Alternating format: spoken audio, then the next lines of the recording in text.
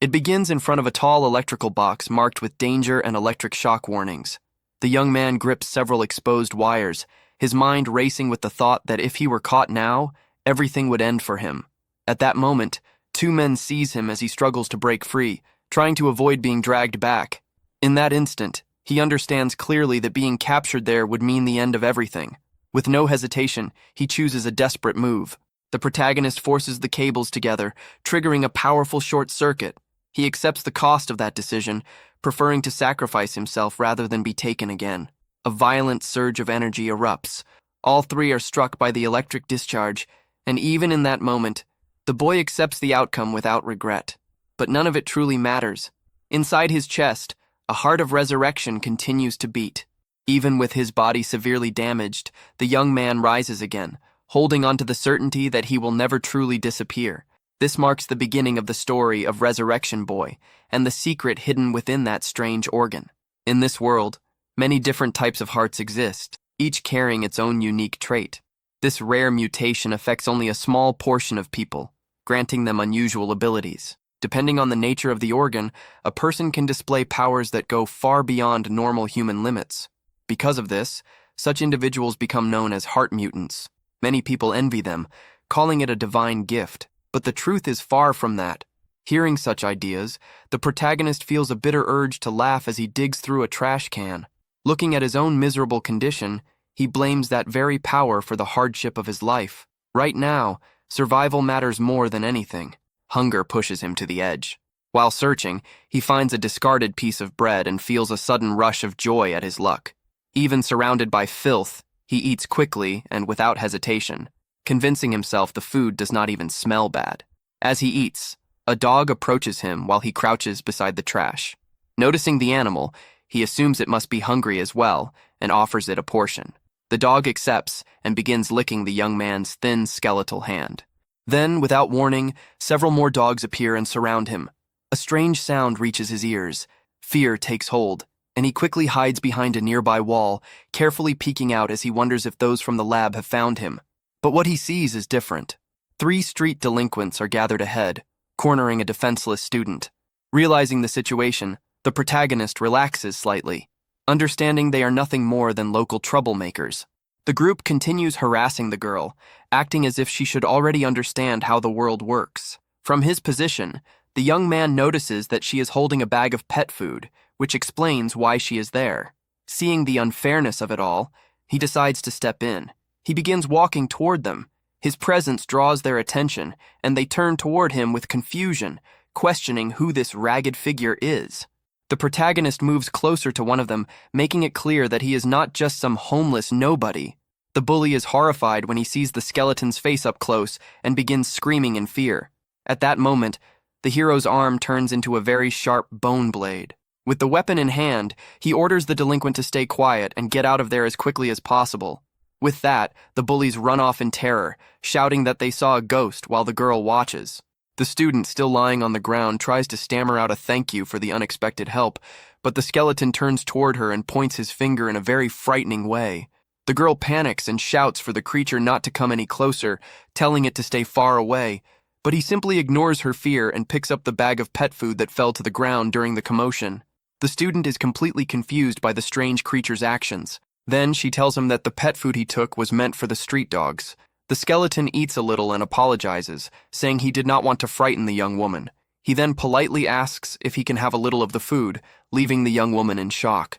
Terrified when she sees that the thing can talk, the girl screams and runs far away from there. The young man watches the scene, already expecting that reaction because he is used to it, but he is not bothered and says that at least now he can eat the pet food in peace. Even though she is scared, the student remains hidden, watching and wondering what that thing was. She begins to question whether it was a person and whether it is possible for someone to live in that condition. With that, a possibility comes to the young woman's mind, and she wonders if he is a heart mutant. The girl remembers that mutants have bizarre abilities and that he saved her from the thugs. Feeling guilty for her reaction, she decides to return and approaches the skeleton again. Then, the young woman offers a sandwich from her backpack to the starving young man. Surprised and touched, the survivor asks if that sandwich is really for him.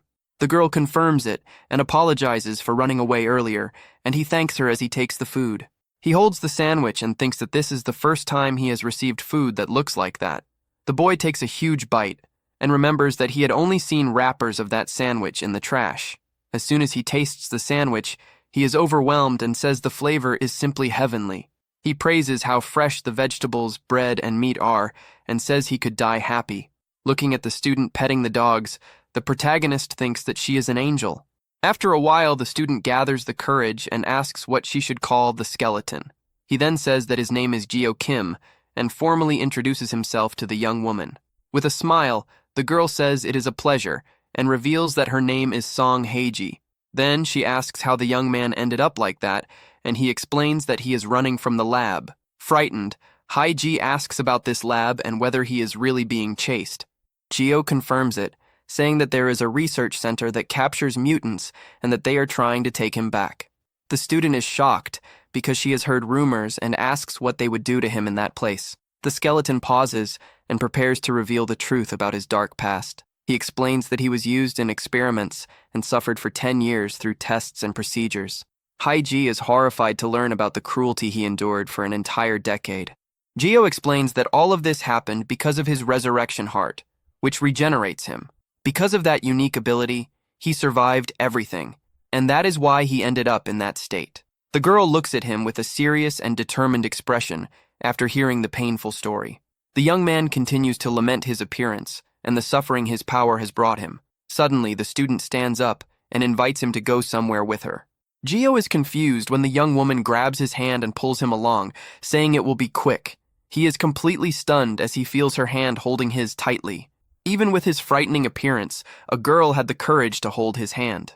With a flushed face, the skeleton feels awkward and thinks that she caught him off guard. Unexpectedly, his bone blade appears again while he is being pulled down the street. Halfway there, the young man's hand comes off, and the student panics as she ends up holding the limb. With that, the girl falls into despair, and he tries to calm her down, saying that this happens from time to time. The skeleton explains that he only needs to line it up for the arm to attach again and asks where they are going. Moments later, the young man appears wearing new clothes and a wig. Not fully understanding the situation, Heiji explains that she bought the clothes so he could disguise himself and avoid drawing attention. The girl says they are simple items but should work well enough for a while. Geo is touched by the gesture and says he really likes the new clothes he received from the young woman. The young man feels very comfortable and says it feels like he has new skin. He becomes very excited, but the student warns that the change is not complete yet. The girl points out that his face is still visible and says she will cover it with makeup. With that, the young woman finishes and reveals his new look, now with glasses and everything. Heiji feels slightly embarrassed, but Geo likes it, and she says that now no one will recognize him. While the girl hides her face in embarrassment, her phone suddenly starts ringing. She checks the time and realizes she is late for class. With that, the student says goodbye and leaves, leaving Geo alone with the dogs. As she runs off, she shouts for him to take care of the little dogs while she is gone. He stands there, thinking about the name of the girl who helped him that day. That angel's name was Song Heiji, and he would never forget it. The dogs gather around him, and he wonders if her request means she will return the next day. Then, the young man remembers that in the lab, everyone treated him like an experiment. He recalls that there, he was nothing more than an animal, and on the streets, people only ran from him in fear. But Heiji was the first person in a long time to treat him like a real human. Lying down with the dogs, he thanks the small dog that led him to meet her. Then, the young man asks the animal what he should call it while receiving a few licks. He suggests the name Potato, and the little dog seems to like it and barks happily. Repeating the new name, he remembers how good the sandwich he received was. Geo thinks that the young woman who gave him clothes and spoke to him is a true angel. Because of that, he looks forward to the next day and hopes to see her again. But suddenly, the protagonist stops smiling and faces reality. He calls that thought foolish and realizes he cannot put the girl in danger. The young man remembers that he is being hunted and that his presence could bring harm to her. With a heavy heart, the skeleton decides that the best choice is to leave. He feels that he must return to where he belongs and stay away from kind people. So, the young man begins walking alone through the dark streets of the city with no clear destination. After wandering for a long time, he finds a sewer entrance near a river. Without hesitation, he enters the place to hide from everyone. He eventually collapses on the dirty ground and remains unconscious for a long time.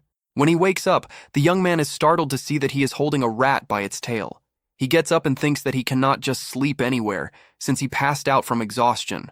Soon after, hunger hits, and the protagonist feels his stomach growl loudly. The young man had expected this, so he saves some pet food before leaving.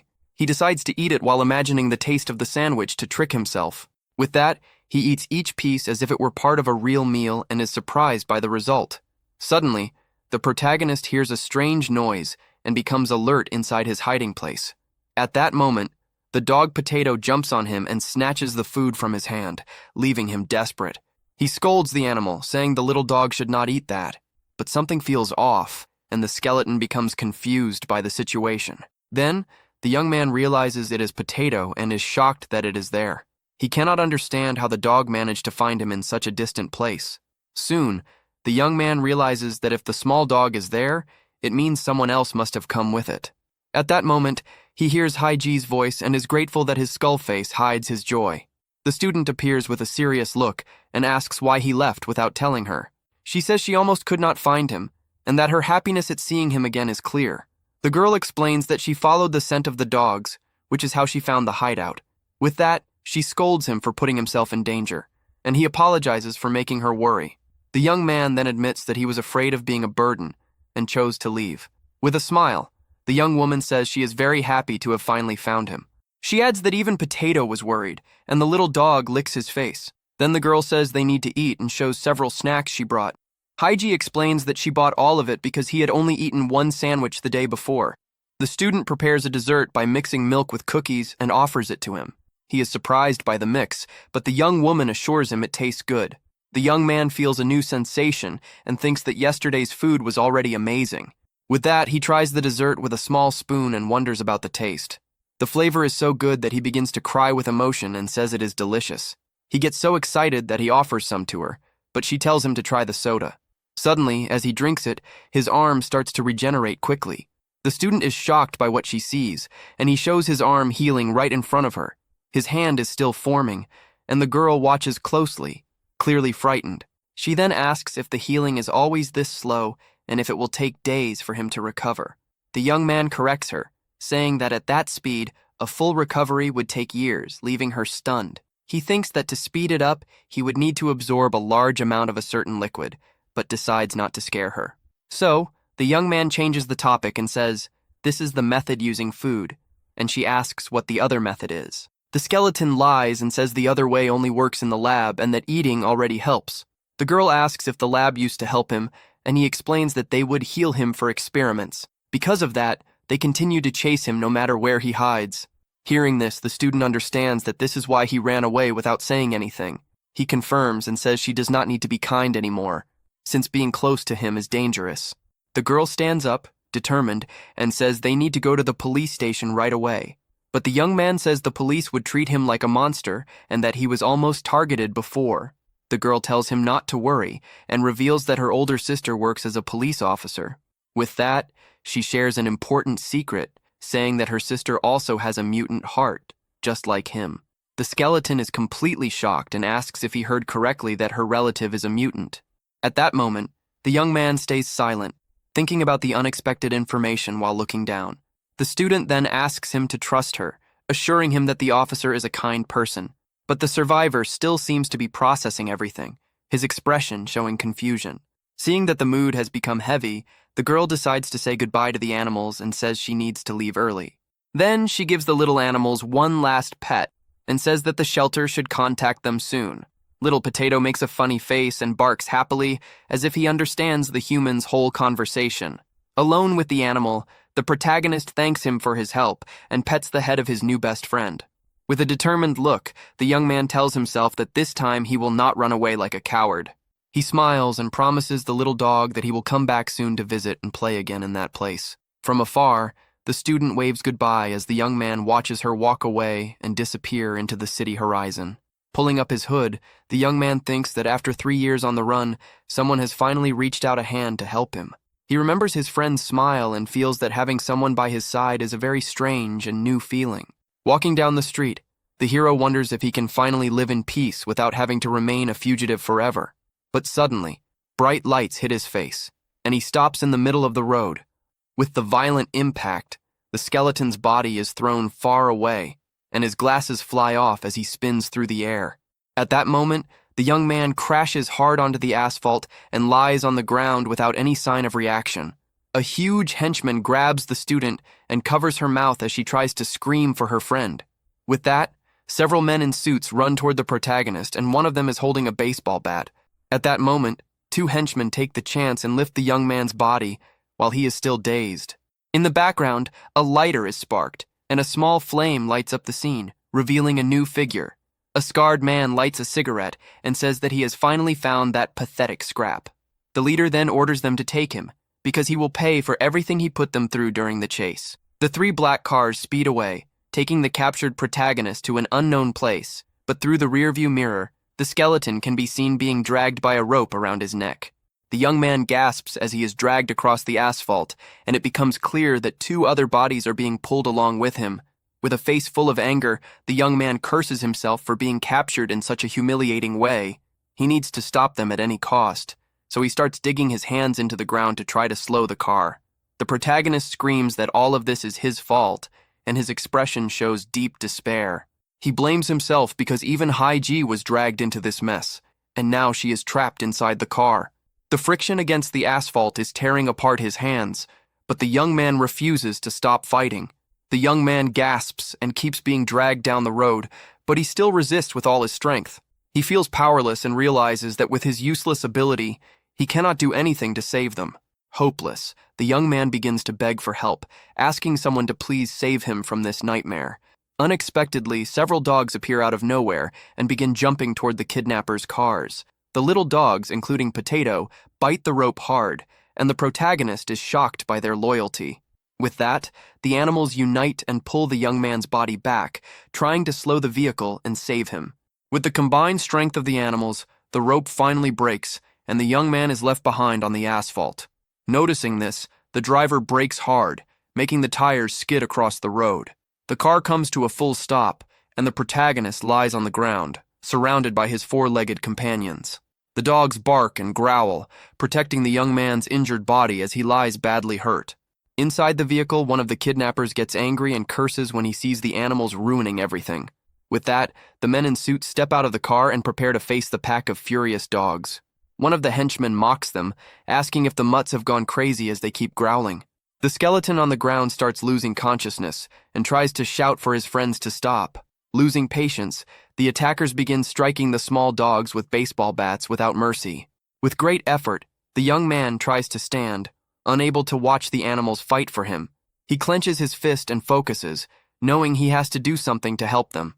At that moment, one of the dogs bites a man's leg with force, even while injured.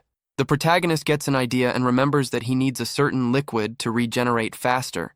He decides to absorb the fluid spilled on the ground to recover part of his body. With that, he drags himself with difficulty toward a puddle of the liquid on the asphalt. Suddenly, he looks to the side and sees Potato's body lying still on the ground. The young man's face fills with horror, and his eyes widen at the tragic scene. In shock, he calls out his friend's name, unable to accept that the little dog is gone. He looks around and sees the bodies of the other dogs, all lying lifeless. He calls their names, but the scene is filled only with silence and despair.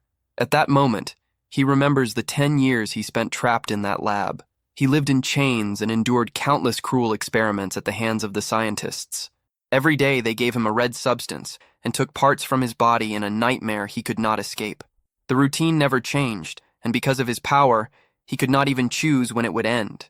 Until one day, he planned an escape and, by chance, managed to get out. He believed he would finally be free and happy after leaving that nightmare behind. But reality proved different, as people outside looked at him with fear and disgust. Everyone treated him like a monster. Because of that, he ended up living alone in the trash, feeling like he did not belong anywhere. But something inside him begins to pulse with a strange and powerful energy. Then, the protagonist remembers the dogs and the student, the only ones who showed him kindness. They treated him like a human being, and that awakens something hidden within him. With that, all the spilled liquid on the ground starts moving toward him quickly. The red substance wraps around his body, and a dark energy spreads across the area. He absorbs all of the fluid, and his body begins to regenerate at an incredible rate. His muscles and skin form again, and he feels stronger than ever. The liquid gathers around his arm, forming a dense and resistant layer. At that moment, a new power awakens, and his regeneration reaches an unbelievable level. With the power of the absorbed fluid, his hand fully regenerates in an instant. A deep red energy begins to surround his body. Then his face also restores, and his eyes glow with an intense red light. His body returns to normal, and he regains the human form he once had. He looks at his own hand, surprised, and realizes that his physique is completely different. The young man understands that he is no longer a skeleton, and that everything has returned to how it was before. He remembers his childhood, when his unique nature already made him incredibly strong. But suddenly he realizes something terrible about the source of that power. The liquid that healed him came from the small dogs who died trying to protect him. The henchmen are terrified by what they see and ask their leader what they should do. The boss ignores their fear and moves forward with a knife, trying to capture him. But the hero is faster. He throws a powerful punch straight into the attacker's face. The impact is so strong that it sends the man flying backward with incredible force. The henchman crashes into the side of the car, denting the metal, and ends up stuck in the door, completely knocked out by the blow. With the path open, the young man picks up Little Potato's body and holds it with care. Crouching on the ground, he hugs his canine friend and grieves the loss of his companion. With a dark look, he says that he knows the most painful way for a person to die. The other aggressors are terrified, and he promises something horrible to whoever answers first. The scene shifts to an isolated warehouse, which seems to be the secret base of some very dangerous and cruel men. Several black cars are parked in the yard, showing that the place is full of armed and watchful henchmen. Suddenly, someone pulls a dark bag off the head of a person being held hostage there. Song Heiji looks around in despair, asking who these people are as she tries to understand her situation. At that moment, the young woman realizes she is in a very sinister place, and her face fills with real fear. Several delinquents surround the student, smiling in a twisted way, as if they are enjoying her panic. With that, the girl wonders where she is and why she was brought to this hideout in the middle of nowhere. She looks to the side and sees a horrible sight, with strange people handling biological samples, leaving her in total shock. But soon, one of the men grabs the young woman's hair roughly and tells her to stop making so much noise. The group's leader walks closer and asks if she happens to have several extra lives to be screaming like that. Then the villain shows a photo of the skeleton and says she is only there because she helped that mutant. He tells the young woman to keep her mouth shut if she wants to make it through this once it is over. With a cruel look, the man says that nobody would care if 1 or 2 people disappeared from that place today. The student freezes as she stares into the kidnapper's cold eyes, realizing he is not joking at all. Unexpectedly, a cell phone starts ringing inside the leader's jacket pocket, breaking the tense moment. The man answers the call and asks why his subordinate is calling instead of showing up with the target. On the other end of the line, the henchman talks about the dogs, and the villain becomes confused. Without understanding what happened, the subordinate reports that the bone monster turned into a human and that the animals were behind it all. At that, the boss grows furious and demands that the man speak clearly so he can understand the situation. Haiji overhears the conversation and wonders if the little dogs really showed up to save her friend at that moment. The boss asks over the phone if the subordinate is saying they lost the skeleton. At that, he loses control and yells that the target was very valuable and that the henchman is useless trash. Then the man kicks something in anger and threatens his men if they fail to capture him again. Furious, he turns to the girl and asks where her friend has gone right now. The villain yells that she needs to tell him everything at once and complains that he lost a lot of money because of the escape. Terrified, the student says she knows nothing, and the kidnapper laughs mockingly. At that moment, he pulls out a blade and threatens to hurt her to see if her memory comes back. The young woman remembers that her friend warned her about being followed, but she acted carelessly and ignored it. With the blade close to her face, she thinks about what she should do to escape that dangerous situation. Just then, the aggressor prepares to strike, but something unexpected happens inside. Suddenly, one of the henchmen is thrown violently into another, and both collapse on the ground unconscious. The other delinquents turn around, startled, and prepare for whatever has just entered the place. At the entrance, the protagonist appears in human form, surrounded by a strong and dark aura of vengeance. The leader turns toward the door and is completely confused when he sees the mysterious figure standing there. The young man's face is hidden in shadows, and the villain asks who that strange boy is. At that moment, One of the men approaches him and calls him a beggar because of his torn and dirty clothes. But the hero grabs the man's neck with incredible speed and begins to squeeze with great force. The delinquent struggles to breathe and wonders what kind of strength the young man now possesses. With a cold expression, the protagonist says that because of them, something terrible has happened. Then he reveals that, because of them, all the little dogs were lost that night. The leader shouts for his men to deal with the intruder, and two of them rush forward to attack. One of the men throws a strong punch directly at the hero's face, but he does not even react and keeps a calm and terrifying expression. Then the young man strikes back with an even stronger punch that lands directly on the attacker's chin. The impact is so powerful that the delinquent is sent flying, and the protagonist keeps advancing. Suddenly, another henchman grabs him from behind and shouts that he has finally restrained him. Soon another joins in, and both of them hold the young man while pulling his hair with force. Even while being restrained, his eyes glow with a deep red light, and he appears stronger than before. He uses the momentum and throws one of the men over his shoulder with overwhelming strength. The boss and the others are left completely shocked by the young man's display of power. The hero slowly stands up and looks down, his face filled with intense hatred. With glowing eyes, he asks if they were sent by the Hermes laboratory to capture him.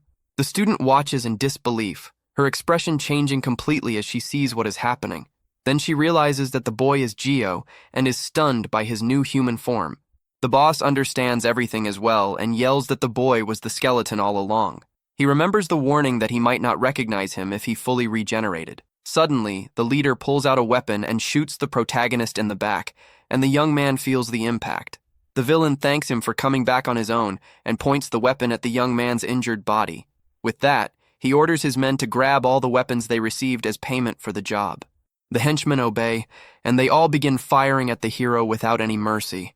The boss yells that they will make a lot of money if they capture him and tells his men to keep firing without stopping. With that, the young man is struck by several shots, and the villain orders them to fire until he can no longer regenerate. The bullets keep hitting the young man's body, which is completely pierced by the projectiles. He feels terrible pain, and red liquid runs across his face and torn clothes. The protagonist thinks about how his flesh is being ripped apart by the bullets passing through him. His bones are also being broken by the endless rain of shots. He feels that his lungs have been pierced, and because of that, he cannot even breathe properly.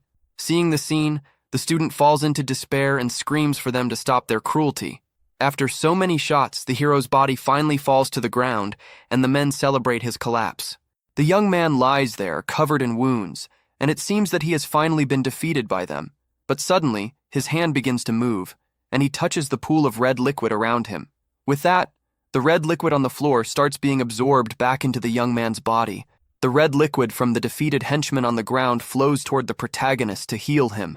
At that moment, his heart of resurrection glows intensely and pulses with an absurd amount of energy. One of the henchmen notices what is happening and shouts desperately to the boss, warning him about the danger. The man yells that the target is coming back to life, and the young man's body begins to rise on its own. The group's leader is terrified and says that he is getting up like a zombie.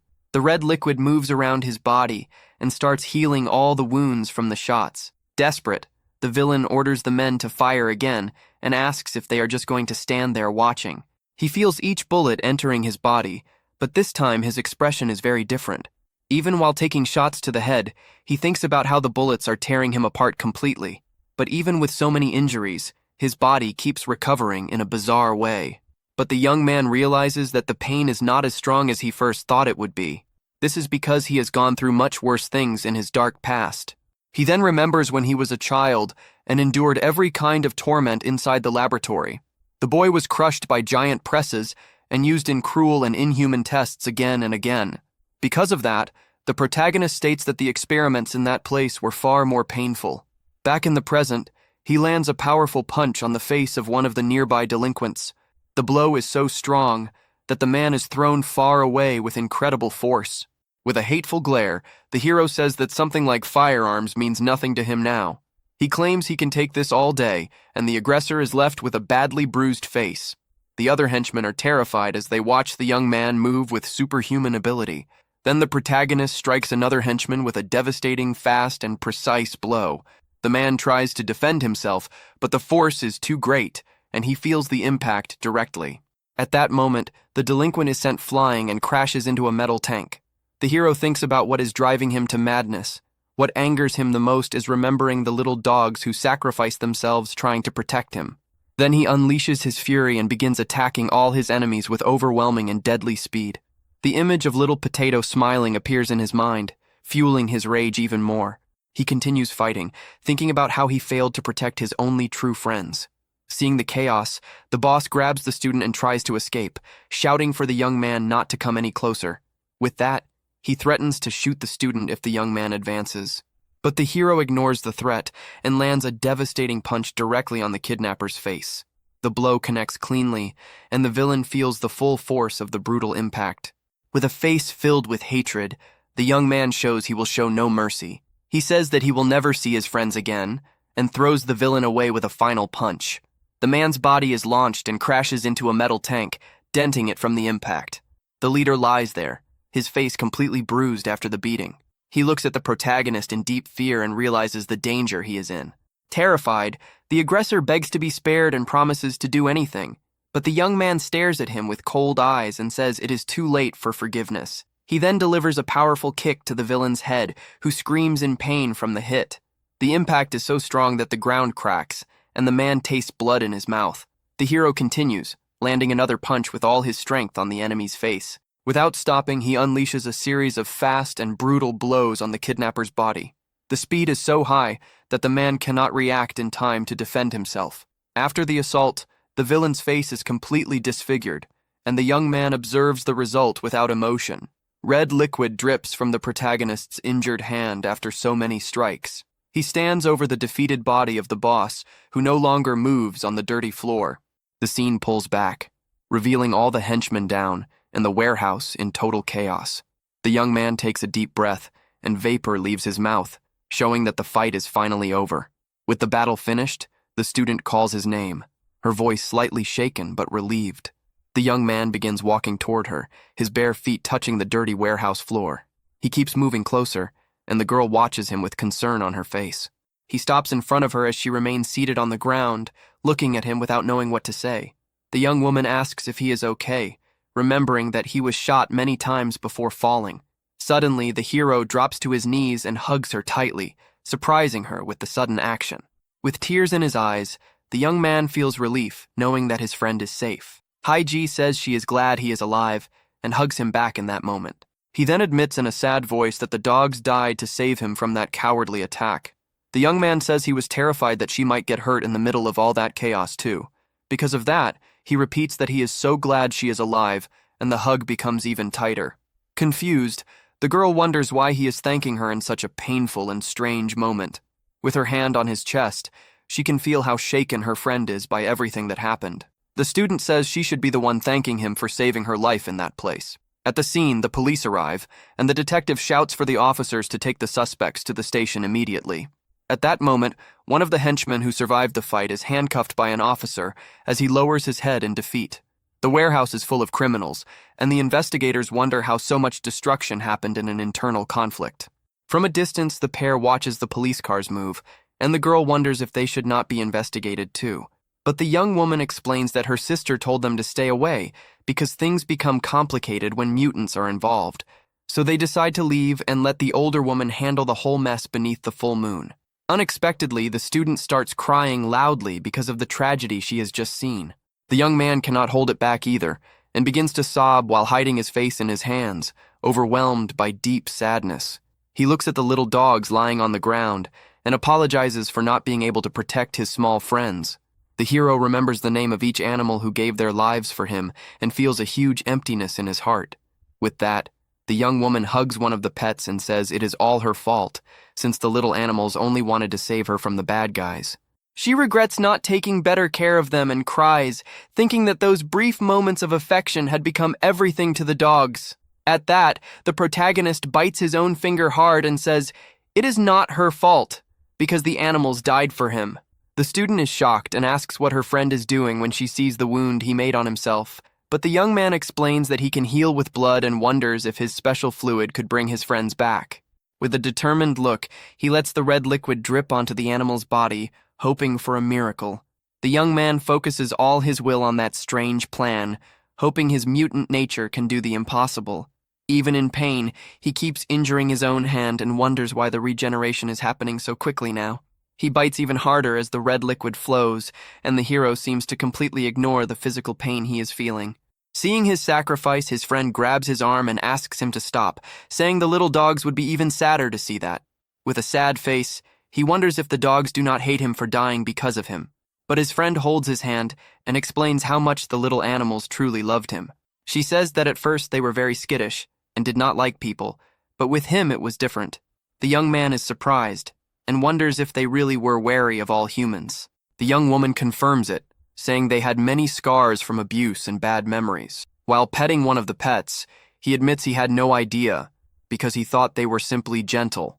Because of that, the girl asks him not to blame himself, since that would hurt their hearts too. The protagonist remains there with one of the animals on his lap, thinking about everything he has heard. With a smile, the young woman says that the fact they approached him so easily probably means they sensed that their friend was in a situation similar to theirs. The young man then thanks her for the comforting words, and the two stay silent for a moment. Suddenly, a soft whimper catches their attention, and they look toward the sound. At that moment, Potato's puppy appears, and the student is very relieved to see that he survived. Without understanding, they watch the little dog slowly walk toward them in the clearing. The puppy stops right in front of the young man and wags its tail while staring at him. With that, the hero asks if the little one does not hate him, since its family was lost because of him. In response, the small animal licks the young man's hand, as if saying everything is fine. The young man is moved by the scene, and his friend comments that it seems the puppy really likes him. Suddenly, the little dog falls asleep in the hero's arms, and she says he must be very tired. The student then thinks about what to do and considers taking the newborn home with her. The young woman also thinks about what to do with her friend and the puppy, since the people from the lab are not normal. With that, she asks him to wait for a moment and runs off to call her sister for help. On the phone, the young woman explains the situation and asks where they should go now that everything is over. After the call, the two walk through the city, and the young man carefully holds the little puppy. They soon arrive at a large apartment building that appears to be the home of the student and her family. Upon entering, the young man looks around, and his friend tells him to come in and feel at home. But he hesitates at the door, wondering if it is right for someone as dangerous as him to enter her house. The student smiles and says he risked his life to protect her, so there is no reason to be afraid. She also reveals that her sister wants to meet him, because he might be able to help with a case involving the lab. With that, the young woman convinces him to step inside, and the protagonist finally accepts her invitation. At that moment, he sees his reflection in a window and becomes confused by what he sees. Suddenly, the hero panics and is frightened by his own appearance, surprising the girl with his reaction. He grabs her shoulders and says that his face is back, with cheeks, a nose, and even lips.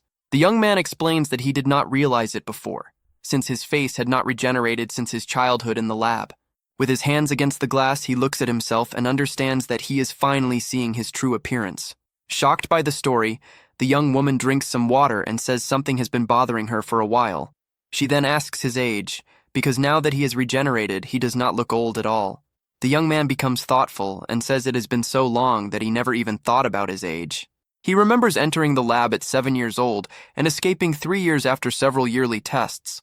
After doing the calculation, the young man says he is 17 years old, and his friend spits out her water in surprise. The girl is shocked and asks why he let her call him sir if they are the same age.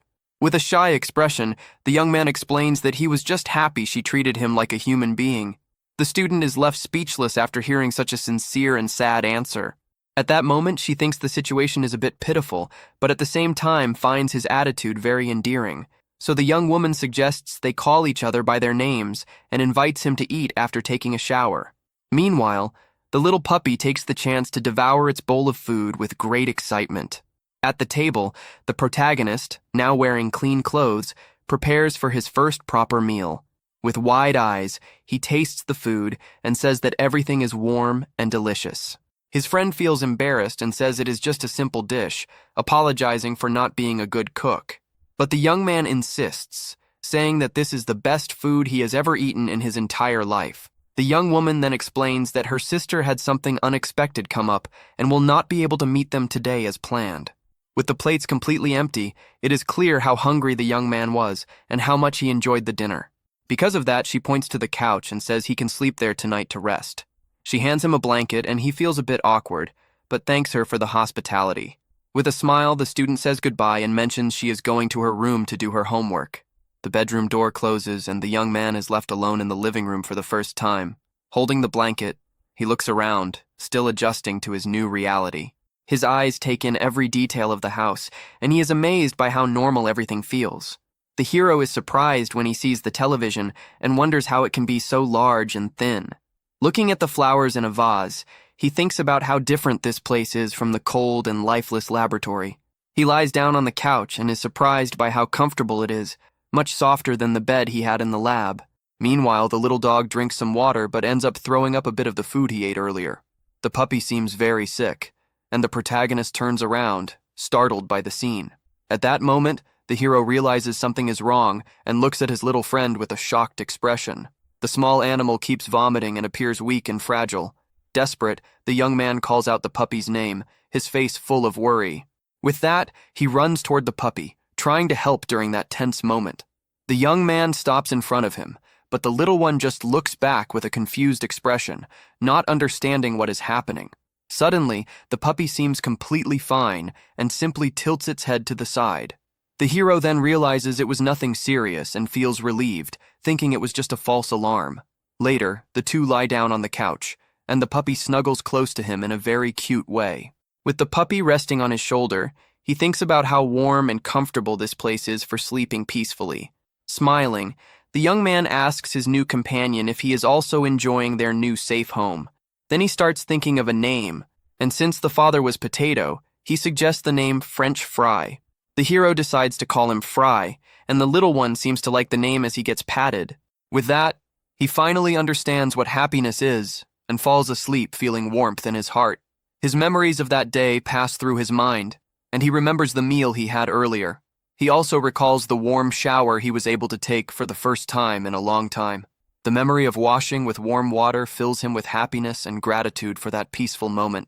And finally, he remembers that he can now sleep peacefully in a comfortable place like this. While sleeping quietly, he has a nightmare and realizes how fragile happiness can be. With a sad smile, he reflects that all of this can be taken away very easily. He then remembers escaping from the lab with other mutants who were running in desperation. Back then, he and his companions ran toward the exit, hoping to finally be free. But the guards of the facility appear and say they cannot lose those valuable mutants. Suddenly, an explosion happens, and two of the fugitives are thrown away with brutal force. The hallway floor breaks, and the young people fall into the rubble with no way to escape. One of the soldiers gets ready and points an energy weapon toward the mutants on the ground. The tip of the weapon glows with intense light, preparing to fire a devastating attack. But the shot is deflected and hits the guards themselves, who are caught off guard by the attack. The other soldiers are completely shocked by what just happened in front of them. At that moment, a girl with black hair uses her ice powers to attack the enemies. On the floor, the protagonist seems to be in shock, and the young woman yells for him to snap out of it. Meanwhile, one of the boys uses his powers to hold the floor together, stopping everyone from falling. With a determined look, he does everything he can to protect his friends from that deadly trap. The skeleton then looks ahead with renewed determination and finally gets ready to act. The girl reaches out her hand to him and yells for them to hurry since the exit was very close. The young man then takes his friend's hand, and the two prepare to continue their desperate escape. He remembers how hard they ran, but in the end, they ended up getting separated. Back in the present, the young man opens his eyes, and the nightmare finally comes to its sad end. Lying in bed, he thinks about his friends from the lab and wonders if they are suffering somewhere. Because of that, he swears he will not let anyone take away the small peace he has now found. His scars glow faintly, and he strengthens his promise to protect his new friend at all costs. With that, his mutant heart pulses strongly, and he decides to fight for this new happiness. With a serious look, the young man warns that if anyone tries to ruin his moment of peace and quiet, he will not let it pass and will do whatever it takes to get revenge on whoever dares to do it.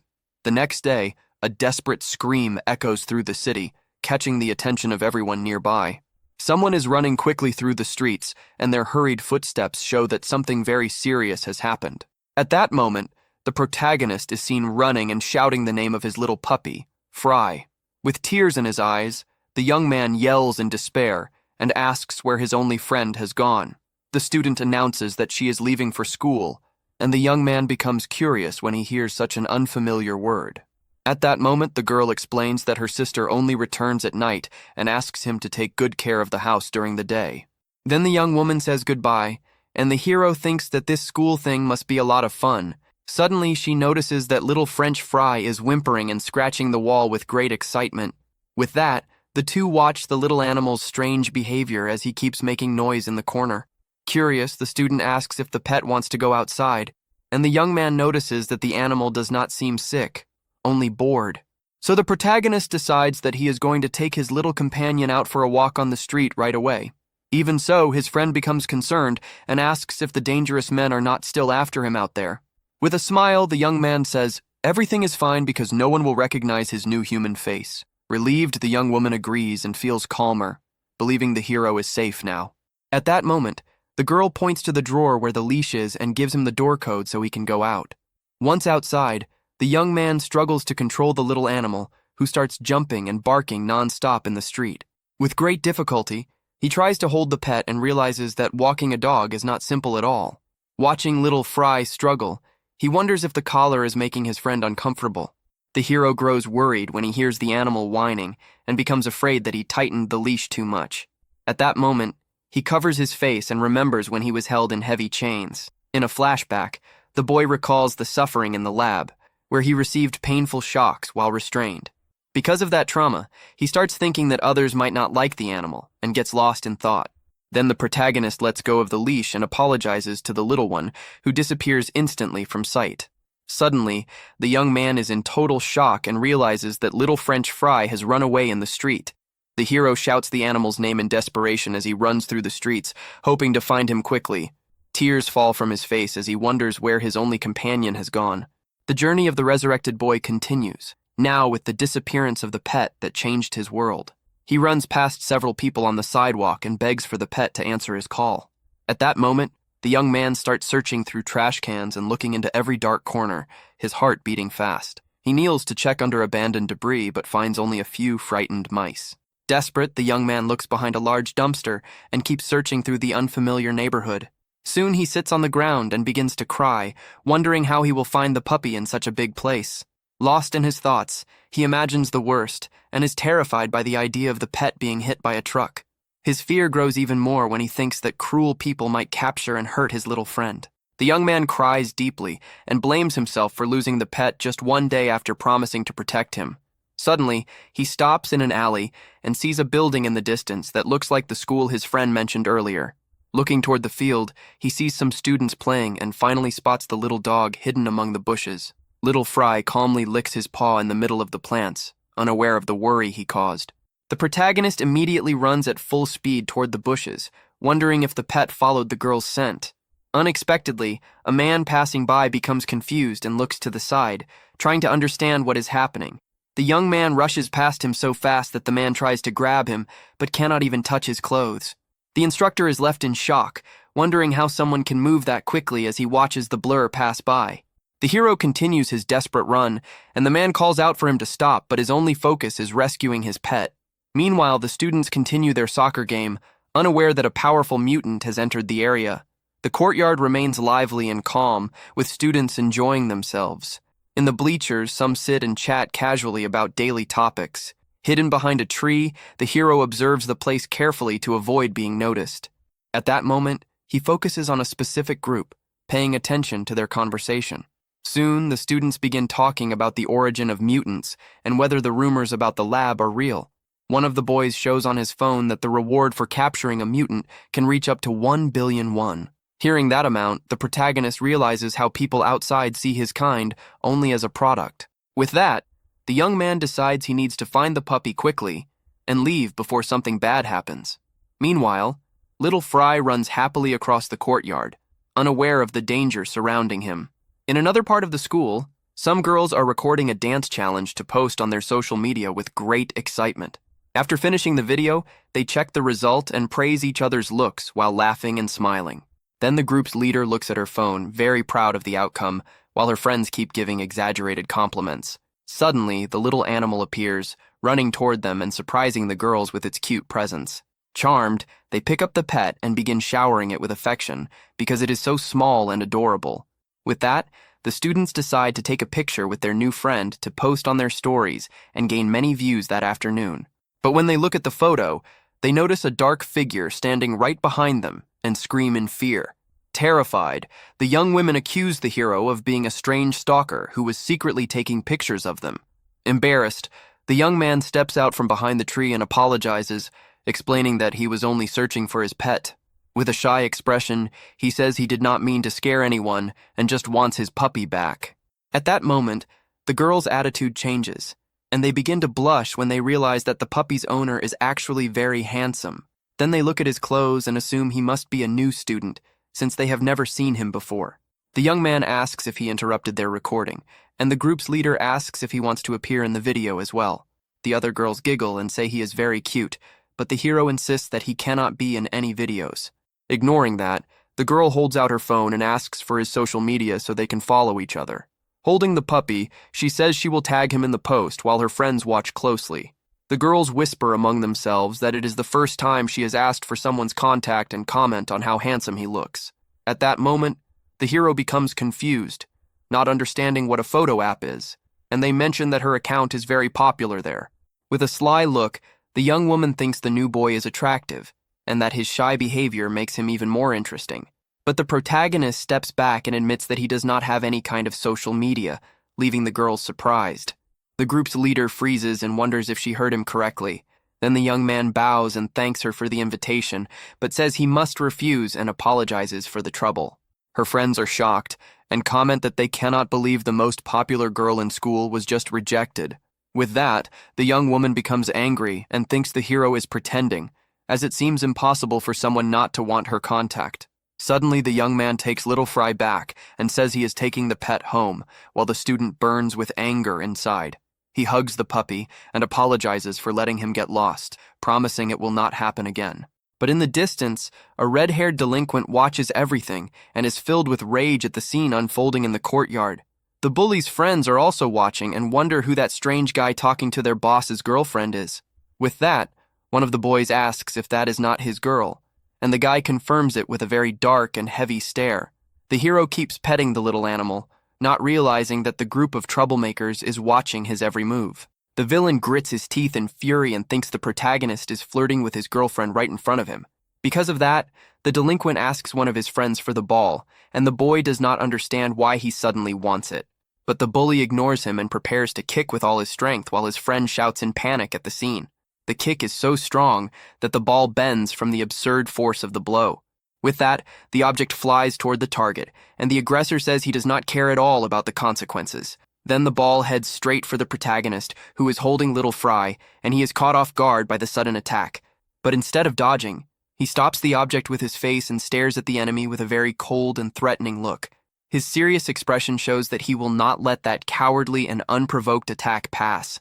With that, the little puppy stays completely safe in its owner's arms as he bravely shields it from the hit.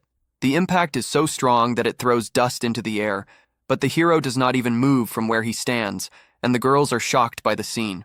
Just then, one of the students approaches with concern and asks if he is okay after taking that ball to the face.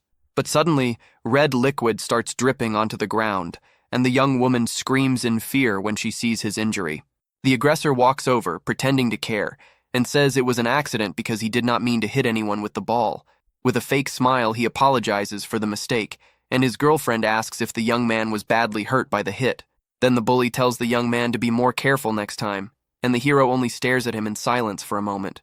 With blood running from his nose, the protagonist says the puppy almost got hurt and demands a proper apology. The delinquent starts laughing loudly and points at the hero's nose, which is now bleeding non-stop from both sides. But he quickly stops when he remembers his girlfriend is watching and that he needs to keep his good boy image in front of her. So he changes his tone and asks if the young man is okay, suggesting that he go to the nurse's office as soon as possible. But the young man repeats that the pet is what matters and that the aggressor should be more careful the next time he kicks the ball. He then says everything is fine because the other guy already apologized, and the bully is left completely confused by that calm response. So the hero leaves, and one of the bullies comments that he took the kick well, but the boss tells him to shut up. Angrily, the leader orders his henchmen to find out who the new guy is because he has developed a deadly hatred for that young man. Walking down the street, the young man thinks about the scare he went through, but feels happy for having found his puppy. He also smiles because, thanks to the pet, he got to see a school and watch people his age having fun. With a smile, the young man wonders if he would have made many friends if he had studied in a place like that. Suddenly, the aggressor from before calls him friend, and the hero turns around, confused by the approach. Then the bully puts his arm around him and apologizes for what happened earlier with the ball. The redhead says they are in the same grade now, so they are friends, leaving the protagonist confused.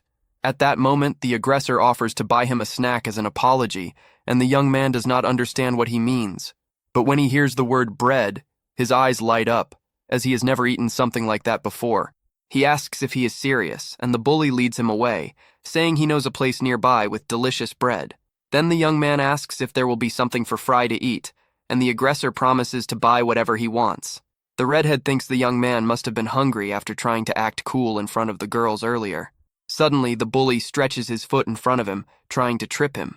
The young man falls hard to the ground while the aggressor watches with a cruel expression.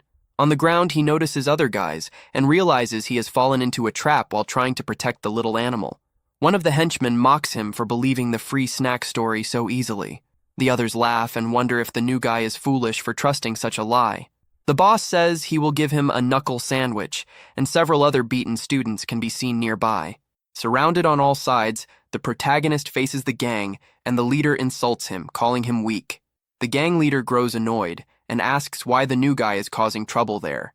Calmly, the young man asks what he means, and the aggressor shouts that he was hitting on his girlfriend. With that, the bully threatens him, saying someone like him would cry from a single punch. The other delinquents laugh, and the leader mocks him for bringing a dog to school. The protagonist covers his face and realizes he was invited to be friends, but it was actually a setup for a fight. He apologizes for the trouble and tries to leave, but the redhead prepares to attack him from behind. At that moment, the henchmen block his path and mock his attempt to escape. With a serious expression, the young man tells them to move aside because they are scaring his little pet. One of the aggressors gets irritated by his tone and rushes at him to teach him a lesson, but the hero responds with a precise punch that hits the attacker's chin, knocking him out instantly. The delinquent falls unconscious, and the others are shocked by the strength of the mysterious boy. The gang leader's face turns pale as he cannot believe what just happened. Furious, the remaining henchmen charge together, trying to surround and attack him at once. They wonder how the new guy defeated their friend with a single strike, but the young man only stares at them with cold eyes and prepares for the fight. At that moment, his mutant heart pulses with dark energy, and his power begins to awaken. Then the young man dodges their attacks and strikes back with superhuman speed and strength. Without giving them any chance, he continues landing precise blows and knocks them down one by one.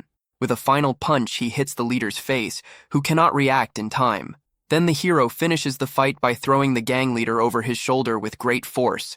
With a single strike, he smashes the aggressor's head into a brick wall, which cracks from the impact. He then warns them that he told them to stop because little Fry was getting very scared by all the commotion. The other students watching from a distance are terrified when they see the damage the new guy caused to the wall. With that, they scream that the young man is a monster and run away, frightened by his bizarre and superhuman strength. The delinquent on the ground looks at the wall and cannot believe it is cracking from the force of the blow. Terrified, the bully realizes he is in serious trouble and thinks that a single punch from that guy could break all his bones. He then understands that he picked a fight with the wrong person, and his face twists with pure fear and desperation. Desperate, the redhead bows on the ground and begs for forgiveness, promising that he will never cause trouble again. He then tries to get out of the situation by showing a picture of his own puppy to prove that he also loves animals and never wanted to hurt the pet. The hero looks thoughtful, and the aggressor keeps begging to be forgiven while the young man seems to consider the weak excuse. The delinquent continues showing his phone, and the whole scene becomes very strange, with the bully suddenly trying to act friendly. Suddenly, the young man's stomach growls, and he says that he used a bit of strength and is now very hungry because of it. The redhead is completely confused and wonders why the new guy is thinking about food at a moment like that. At that, the aggressor assumes the young man is being clever and is subtly asking for food in exchange for forgiveness. The scene then shifts to his friend in the classroom. Moments later, they arrive at the school convenience store to finally buy the hero the promised snack. With the table full of food, the protagonist gives thanks and prepares for the feast, while the other just watches from a distance. The young man begins devouring everything eagerly, and the bully watches from afar, still trying to understand the whole situation. He even shares a little of his bread with little Fry, who barks happily and seems to enjoy the strawberry filling. Because of that, the redhead grows confused, since the young man seems powerful but acts like a fool, and he cannot understand his personality. The aggressor remembers that the young man sent one of his guys flying with a single punch and wonders if he is some kind of athlete, but he dismisses the idea because not even a professional fighter could crack a wall with someone's head. Because of this, he decides that he needs to take drastic measures and calls his boss, asking for help with the problem. In an underground casino, the so-called boss answers and asks what his subordinate wants at that moment. Desperate, the redhead begs for help and says he is in a very difficult situation and needs backup. On the other end of the line, the man complains that he is only contacted when someone gets beaten up and calls him useless because of it. Then the young man begs once again and asks him to save his reputation this time so he will not be humiliated. The boss agrees to help and tells his friends that one of his henchmen got beaten by a new kid at school.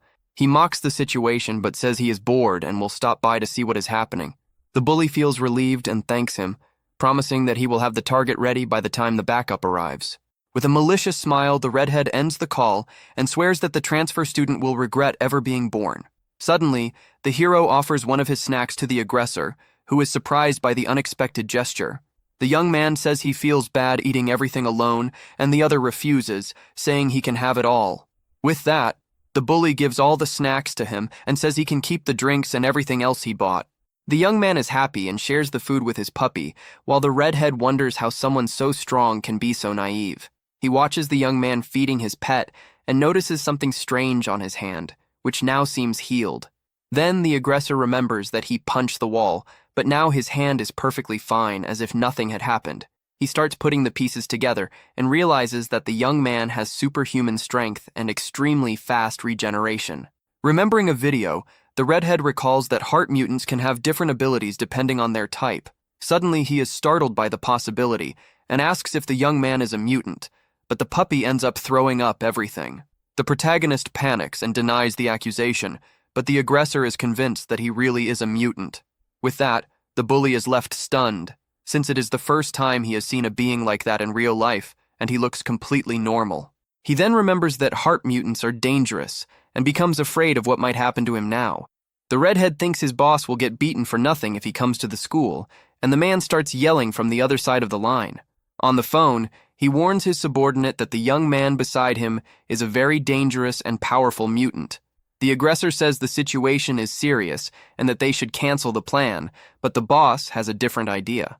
So the man tells him to keep the target there no matter what, because a mutant is too valuable to let go. The young man finishes eating and says he is leaving, but the bully has to keep him there until the backup arrives. With that, the redhead panics and asks why he is leaving so soon when there is still time before break ends. The hero smiles and explains that he needs to go home, which makes the aggressor even more nervous. Desperate, the bully needs a plan to delay the young man and stop him from leaving too early. So he suggests they skip class and go have some fun outside the school, and the protagonist becomes curious about the idea. They arrive at an arcade, and the hero is amazed by the lights and sounds of such a different place. The young man walks around the area, and the bully realizes it is the first time he has ever been somewhere like that. With his eyes shining, the protagonist says he did not know places like that existed, and the redhead is shocked by the answer. He looks at everything with great attention and is impressed by every detail of that new world. Suddenly, the hero notices a claw machine and recognizes the plush toy his friend has on her backpack. The aggressor is in disbelief and wonders what kind of life the young man lived to have never seen a claw machine before. So he offers to pay for a round, and the young man gets excited by the chance to try winning the toy. With the bully's help, the protagonist controls the claw and is amazed to see the machine move to grab the plushie. With a perfect move, the young man manages to catch the plush toy and celebrates with a joyful shout. He then hugs the toy, happy to have gotten the same one his friend carries on her backpack. The bully watches all of it and thinks that keeping the young man busy until the boss arrives will not be hard at all. He then points to a karaoke place and asks if the hero has ever been somewhere like that before. The two sit down, and the aggressor explains that they can sing their favorite songs there and have a lot of fun. The young man feels awkward and admits that he does not know any songs, leaving the other very surprised. With that, he starts singing a lullaby about a picnic and cotton candy that his mother taught him. The redhead gets irritated and asks why he is singing a children's song in a place like that, but the young man explains that it is the only song he knows because he was separated from his family when he was a child. He reveals that he has not had a normal life since then, and, because of that, never had the chance to learn other songs. The bully is shocked by the story and begins to feel bad about the young man's sad past, as he seems completely alone. He wonders if heart mutants are always so different, and slowly starts to change his view of the young man. With a troubled expression, the aggressor feels his chest tighten and realizes he is starting to grow attached to the mysterious boy. He then offers the hero money and says he is going to show him a whole new world starting now. Suddenly, the two begin playing a drum game with great energy, and the redhead shouts for him to hit faster. In another fighting game, the protagonist uses his foot to play, and the bully complains that he is cheating. But in a dancing game, the hero gets clumsy and ends up falling to the floor with the puppy in his arms.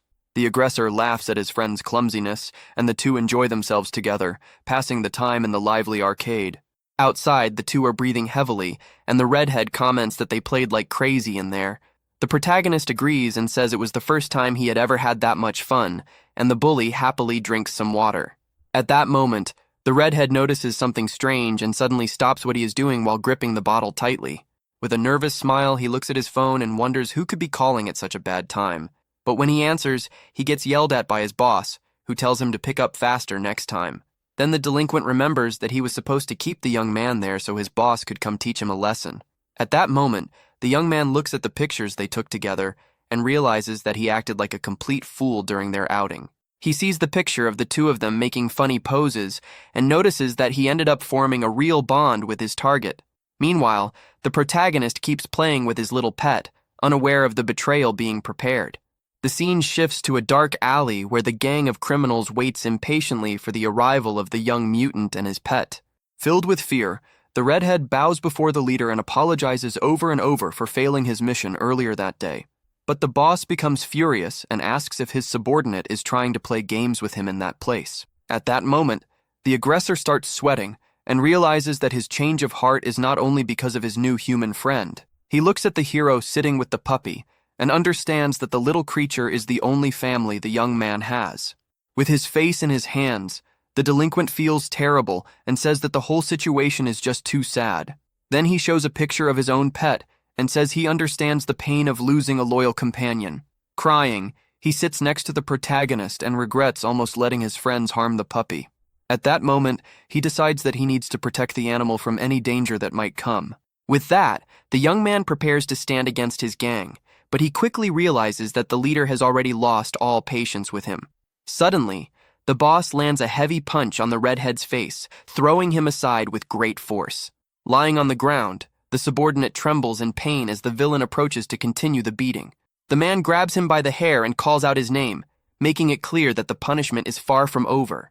The boss pulls his hair and angrily demands to know where the mutant is hiding. At that moment, the redhead remembers how much fun he had with the boy at the arcade and realizes that his friend is just a normal kid. Meanwhile, the other henchmen surround the young man with bats and iron pipes, ready to act. The masked criminals watch silently, waiting for the leader's order. The boss then asks if the subordinate thinks they all gathered there just to waste time with lies. Desperate, the redhead insists that it is all a misunderstanding about the target. He recalls that the young man passed out from exhaustion after playing just a few games and looked like an ordinary weak kid. With blood on his face, he keeps insisting that the hero is nothing special and apologizes for making the boss come all that way. The leader scratches his head and asks if the redhead is really claiming the boy is not there. Then the aggressor puts on a fake act, placing an arm around the young man and asking if he is upset about getting a few hits from his older brother. The boss lights a cigarette and says that the subordinate's face clearly shows he is lying. With that, the villain demands to know the real reason for the sudden change in his story. The young man starts sweating, thinking about how the hero is not human and how much the world hates people like him. The boss begins laughing and asks if he is really worried about the boy's safety, but the redhead stays silent, realizing the situation is becoming more dangerous. Suddenly, The villain raises his hand and offers 5 million as a reward if he hands over the target immediately. With a cruel smile, he reveals that he already has a buyer ready to take the boy to the lab without leaving any trace. The delinquent is shocked and wonders if this is not human trafficking. He remembers news he saw about mutants being sold and realizes that it is real. His hand trembles as he understands that his boss is far worse than he thought. Even lying on the ground, the redhead keeps insisting that the hero is nothing special, but the boss does not believe him. With that, the villain loses patience and delivers a powerful kick to the subordinate's stomach, catching him off guard. The impact is so strong that the young man is sent flying and crashes into a wall with brutal force. Lying on the ground, he is in intense pain and can barely breathe after the heavy blow that knocked the air out of him. Furious, the leader complains that he has let many things slide, but now his patience has finally run out. He then stomps on the delinquent's head with all his strength and calls him annoying for lying. At that moment, the man orders his henchmen to beat the traitor until he tells the truth about the mutant. The other aggressors obey and begin kicking the young man without mercy in that burst of anger. The young man tries to shield himself, but the blows keep coming, hitting his entire body without pause. He then remembers the past, when he was just a child being beaten by school bullies. Back then, the boy begged them to stop, but they continued their cruel attacks. Suddenly, his future boss appeared and asked why those kids were beating up one of his people. Frightened, the bullies ran away, and the man told the boy to come with him because he was part of the group now. The boy looked at him with admiration, and the leader called him by name, asking if he was all right. In another memory, the man teaches him how to fight and tells him he is now his older brother within that group. He used to believe his boss was loyal, strong, and someone who never abandoned his own. But back in the present, the redhead continues to be beaten, and all that admiration has disappeared. The delinquent remembers that he wanted to be like his older brothers because they once seemed so strong and impressive. The villain asks if the young man really knows nothing, and says he can see the lie in his eyes clearly. Then the leader looks at him and says that the young man has loyalty, and that is something worth noting. Even while badly injured, the redhead insists that the hero is not worth anything and asks the boss to believe him. But the leader explains that selling the target alone would only bring small money and calls him foolish. He says loyalty means nothing if the body is broken and tells one of his men to bring a chain. Holding the chain, he reminds the young man that his dream was to live a cool and stylish life with his friends. Then the villain says that making money without shame is the coolest way to live. With a cruel smile, he says the two of them can live that kind of life together if the young man cooperates. But the delinquent calls him boss and apologizes, though his expression shows he has made a firm decision. With that, the young man says that his boss is not being cool at all, and faces him with disappointment and sadness. He himself is surprised by his own words, and wonders why he is saying this to such a dangerous man. At that moment, the boss's expression changes completely, and he realizes that his subordinate has truly betrayed him for the boy. Terrified, the redhead tries to apologize, saying he spoke without thinking, but the villain no longer cares. With a hateful look, the leader tells the traitor to die and prepares to strike with his chained fist. But suddenly, a hand appears and grabs the attacker's fist with overwhelming strength, stopping the blow completely. The boss is shocked and notices that the chain is thick and full of weld marks, making it a dangerous weapon. He knows a hit from it would leave a deep scar, and sees the hero holding his arm with ease. The other henchmen are confused and wonder who this new guy is, who appeared out of nowhere to ruin everything. With his face bruised, the redhead asks how his friend managed to find him in that hidden alley. The protagonist explains that he came looking for him because he was not coming home, and he became worried. With tears in his eyes, the injured young man yells for his friend to run because those people are dangerous acquaintances of his. But the young man reveals that he was actually the one who called the gang to teach Gio a lesson, and feels guilty. The redhead continues, admitting that he also told them Gio was a mutant, and the hero asks why. With his face swollen, he grits his teeth in pain and regret for betraying his new friend. He then confesses that he did it because he was angry about being beaten earlier at school. But the protagonist says that is not the point, and asks why his friend is being beaten with that heavy chain. The gang leader watches with a cruel smile, enjoying the confusion. At that moment, the delinquent is shocked and cannot believe the young man is worried about him. Suddenly, one of the henchmen takes advantage of the distraction and tries to strike the hero's head with a baseball bat. The attacker swings with full force, trying to finish him off. With an angry look, the protagonist refuses to let that pass and prepares to fight. Then the other delinquents move in and begin hitting him with different weapons at the same time. The blows land hard, but he protects himself to avoid serious damage to his head. Seeing his owner being attacked, Little Fry barks loudly, trying to scare them and defend him. The redhead is terrified and realizes that the hero is suffering because of his betrayal. The man with the bat understands the situation and shouts that the boy is the heart mutant they were looking for. Red liquid drips from the hero's injured hand as he touches the ground with his fingers. At that moment, his power begins to awaken, and the red liquid on the ground reacts to his mutant body. The aggressor is confused and cannot understand what is happening as the young man's body starts to regenerate. Suddenly, the protagonist rises and delivers a heavy punch straight to the attacker's face, giving him no time to react. With great speed, he begins dodging and countering every attack with precise strikes. Within seconds, one of the men is already on the ground, and the others are terrified by his strength. The henchmen prepare to fight again as the young man walks toward them slowly. With his head lowered, he advances, and his dark aura makes the enemies tense. The gang leader shouts for his men to finish the intruder at once. All the delinquents surround him with bats and prepare to attack together. They swing their weapons, but he avoids every hit, and one of them is sent flying by a powerful kick. In just moments, several of them are already down, badly injured. The young man continues, and lands another crushing punch on an enemy's face, sending him far away. Without pause, he follows with a kick, and finishes the attacker with a final blow.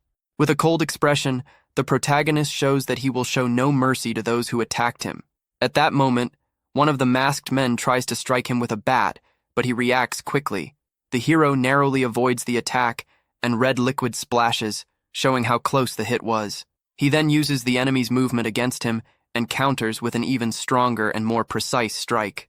The aggressor is thrown violently into the wall and is knocked out instantly. The remaining men are terrified and begin to wonder why the new guy is so strong and whether he is even human. At that moment, the young man grabs another enemy by the collar and stares at him with eyes full of hatred.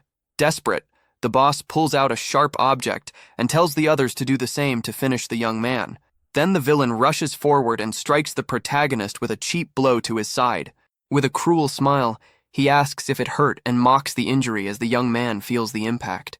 The hero coughs, and red liquid drips from his mouth, showing that the attack was more serious than it seemed. The villain loses control and begins stabbing him repeatedly, shouting for the monster to disappear.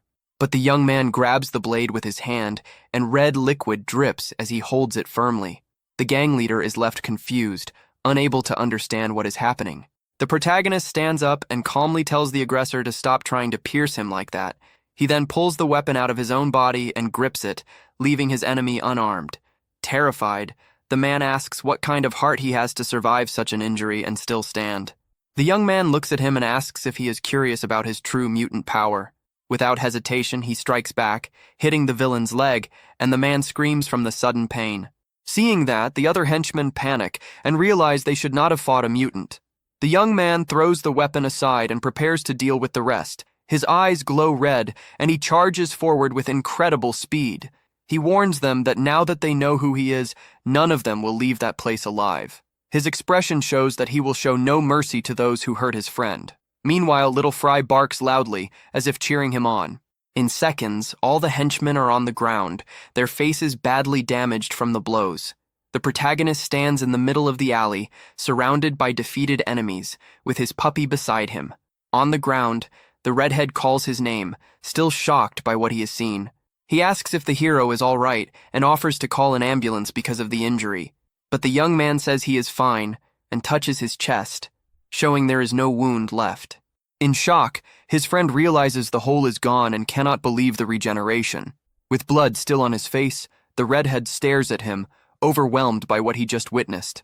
Then he looks away, filled with guilt for betraying the only friend he has. Among the fallen enemies, the protagonist apologizes, which only confuses him more. Suddenly, the young man clenches his fist tightly, trying to hold back his anger. On the ground, the redhead hits his own head and curses himself for being foolish and choosing the wrong people. The hero is surprised and asks if he was really going to sell a friend like that. With his face down, the delinquent asks for forgiveness and admits that he betrayed him because he stayed close to those bad people. He explains that he thought it was cool to be part of the gang, and that deep down, he is just like them. But the protagonist walks closer and hands him a white cloth, leaving him confused. The hero points out that his nose is bleeding and tells him to clean it. The redhead asks if it is really for him, and the young man confirms with a calm gesture.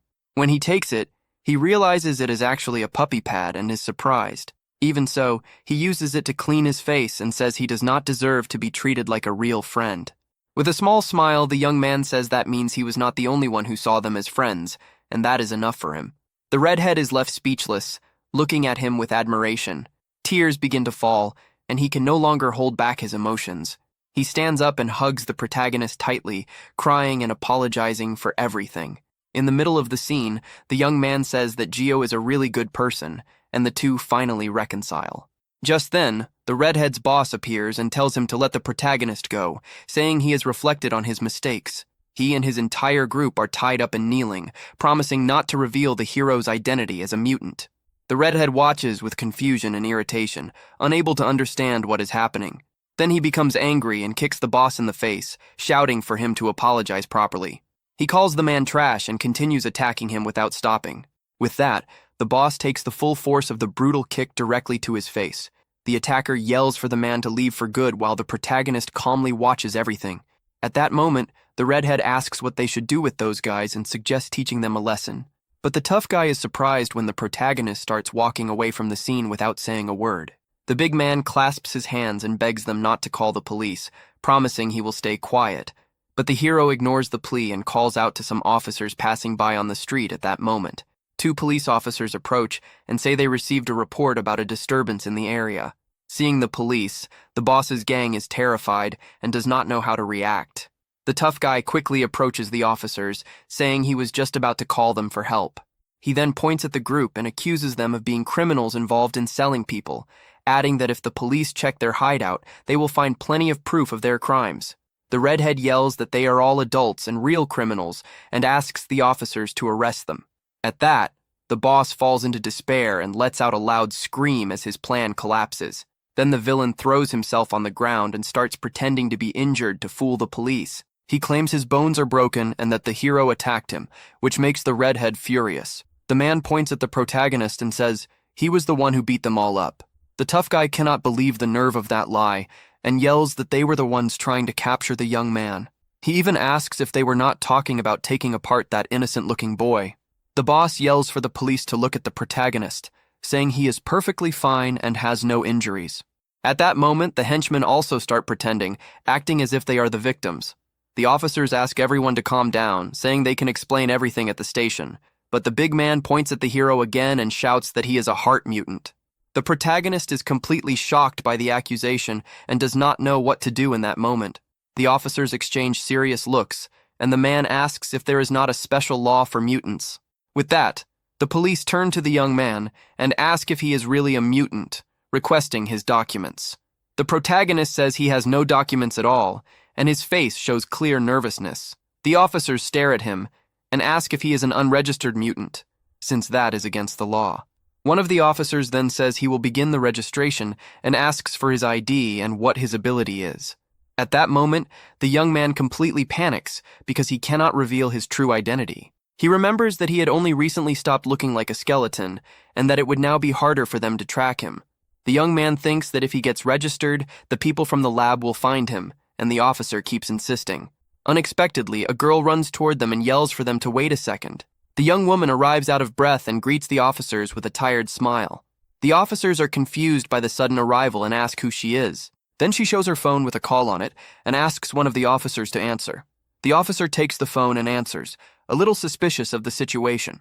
On the other side is Song Heiji's sister, a superintendent from the Special Mutant Task Force. The officer is shocked and immediately salutes, introducing himself as Sergeant Hansup Jin.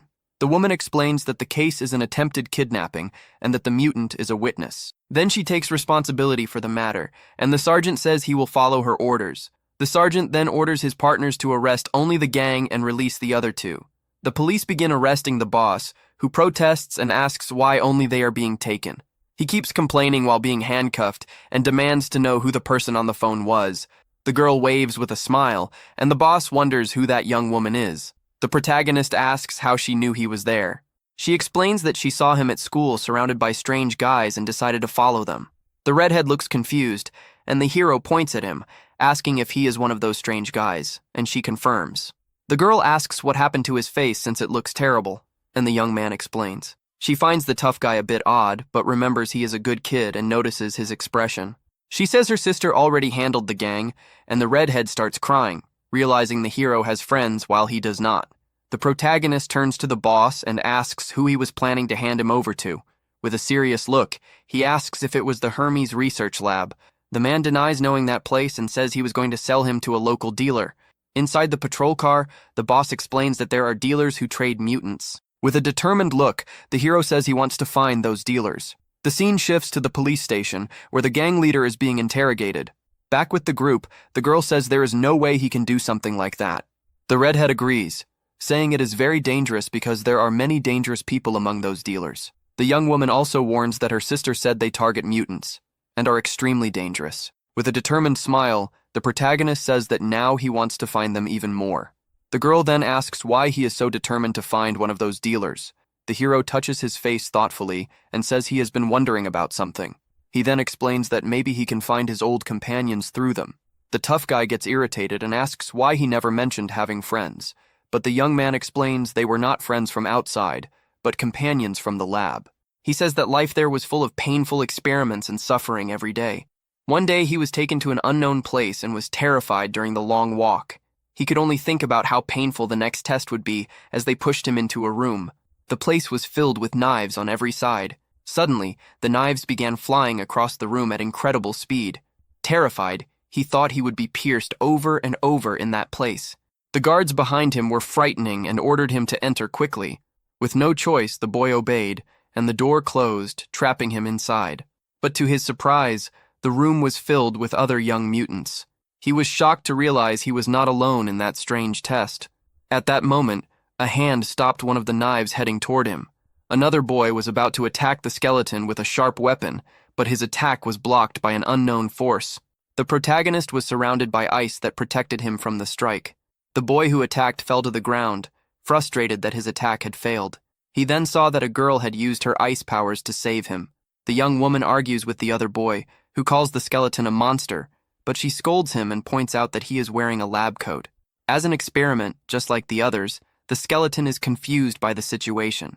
Then the other children approach, curious to see him up close. The skeleton shrinks back, asking them not to look at his face because he believes it is ugly.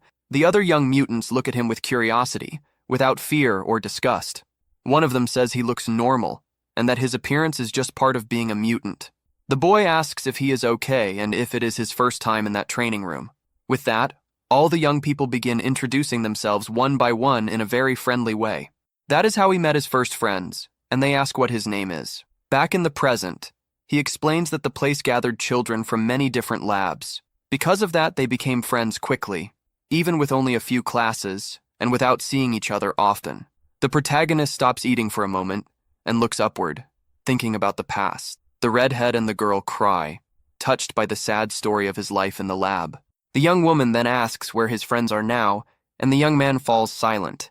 He reveals that on the day they escaped together, they ended up getting separated during the escape.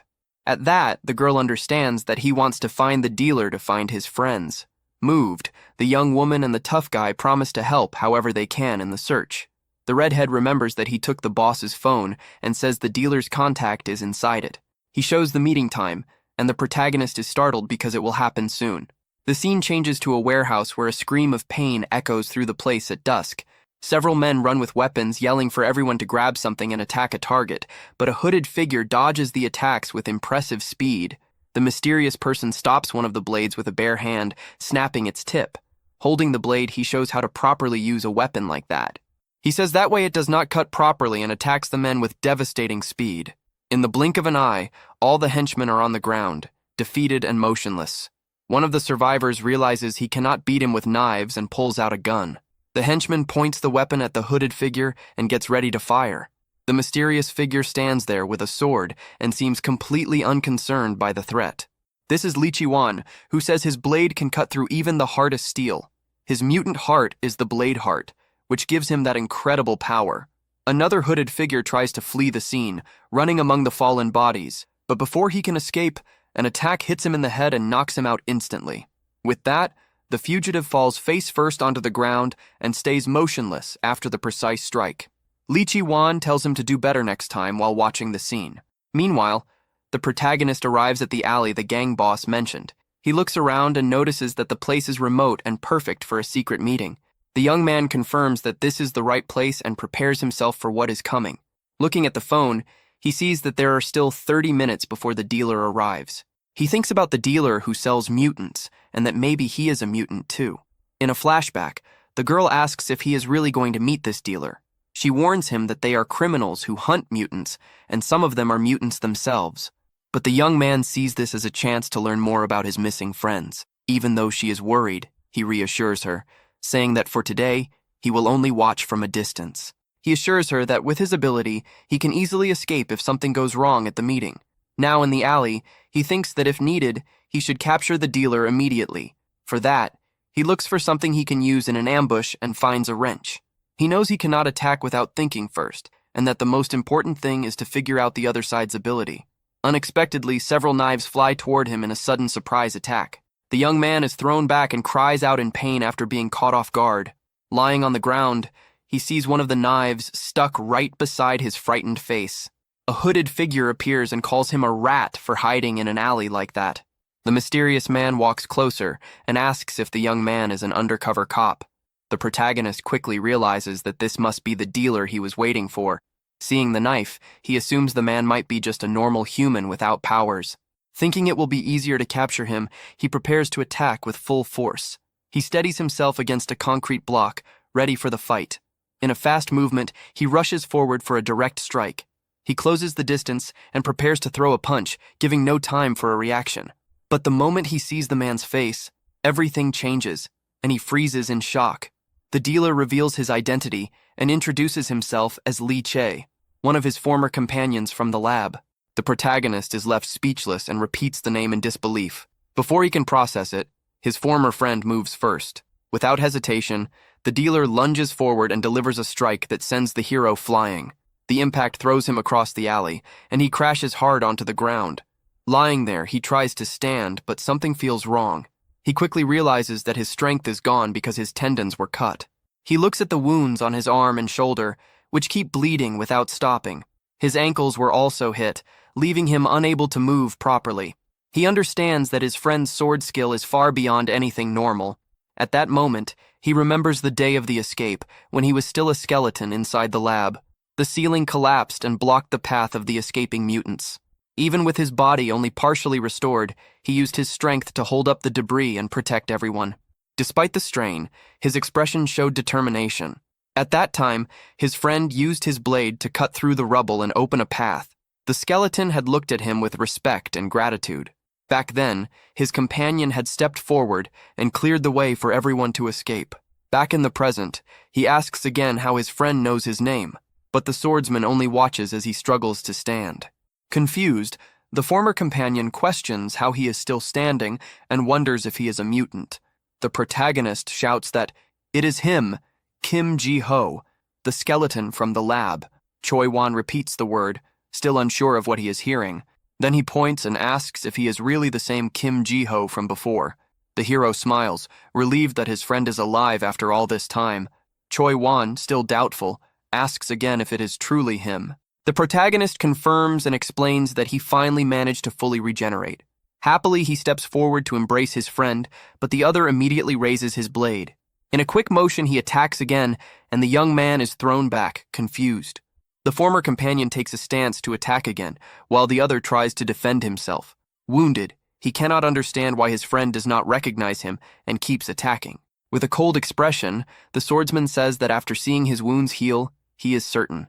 The hero shows his injuries closing and asks why he is doing this. The swordsman states that now he is sure the young man is a true mutant. With another fast strike, he attacks again, but this time the protagonist barely avoids it. Even so, the force throws him back to the ground. From there, he shouts at his former friend, demanding to know why he is acting like this. With a look full of hatred, the swordsman says he should know the answer better than anyone. With that, the hero decides to fight back and rushes forward to land a punch on his former companion, but the attacker is too fast, and the young man ends up taking several cuts. Even injured, he refuses to give up and keeps his fist clenched, ready to continue the fight. Red liquid spreads across the ground, showing how serious his wounds are. He prepares for the next attack as the swordsman comes forward with his blade, but the strike pierces his hand, and he feels terrible pain from the blow. Even so, the young man manages to stop the blade with his bare hand, leaving his former friend surprised. The swordsman asks if he really thinks a punch can work against his sword. The protagonist faces him and says he knows exactly how skilled he is with a blade. At that moment, the former companion is completely shaken by those words. Then the hero takes the opening and grabs the swordsman's arm with great force. The attacker is confused by the young man's strength as his wrist is held in place, stopping any further attack. With a quick movement, the hero twists the enemy's arm and disarms him in an impressive way. The former friend's expression turns to pure shock when he sees the young man's fighting skill. With the path clear, the hero lands a heavy punch that sends the swordsman flying. The impact throws up dust and shows the absurd strength of the young mutant. Lying on the ground, the attacker admits that he is not as weak as he looked before. Then he asks why the protagonist ran away if he could fight like that. The hero is confused by the question and says again that he does not remember running away.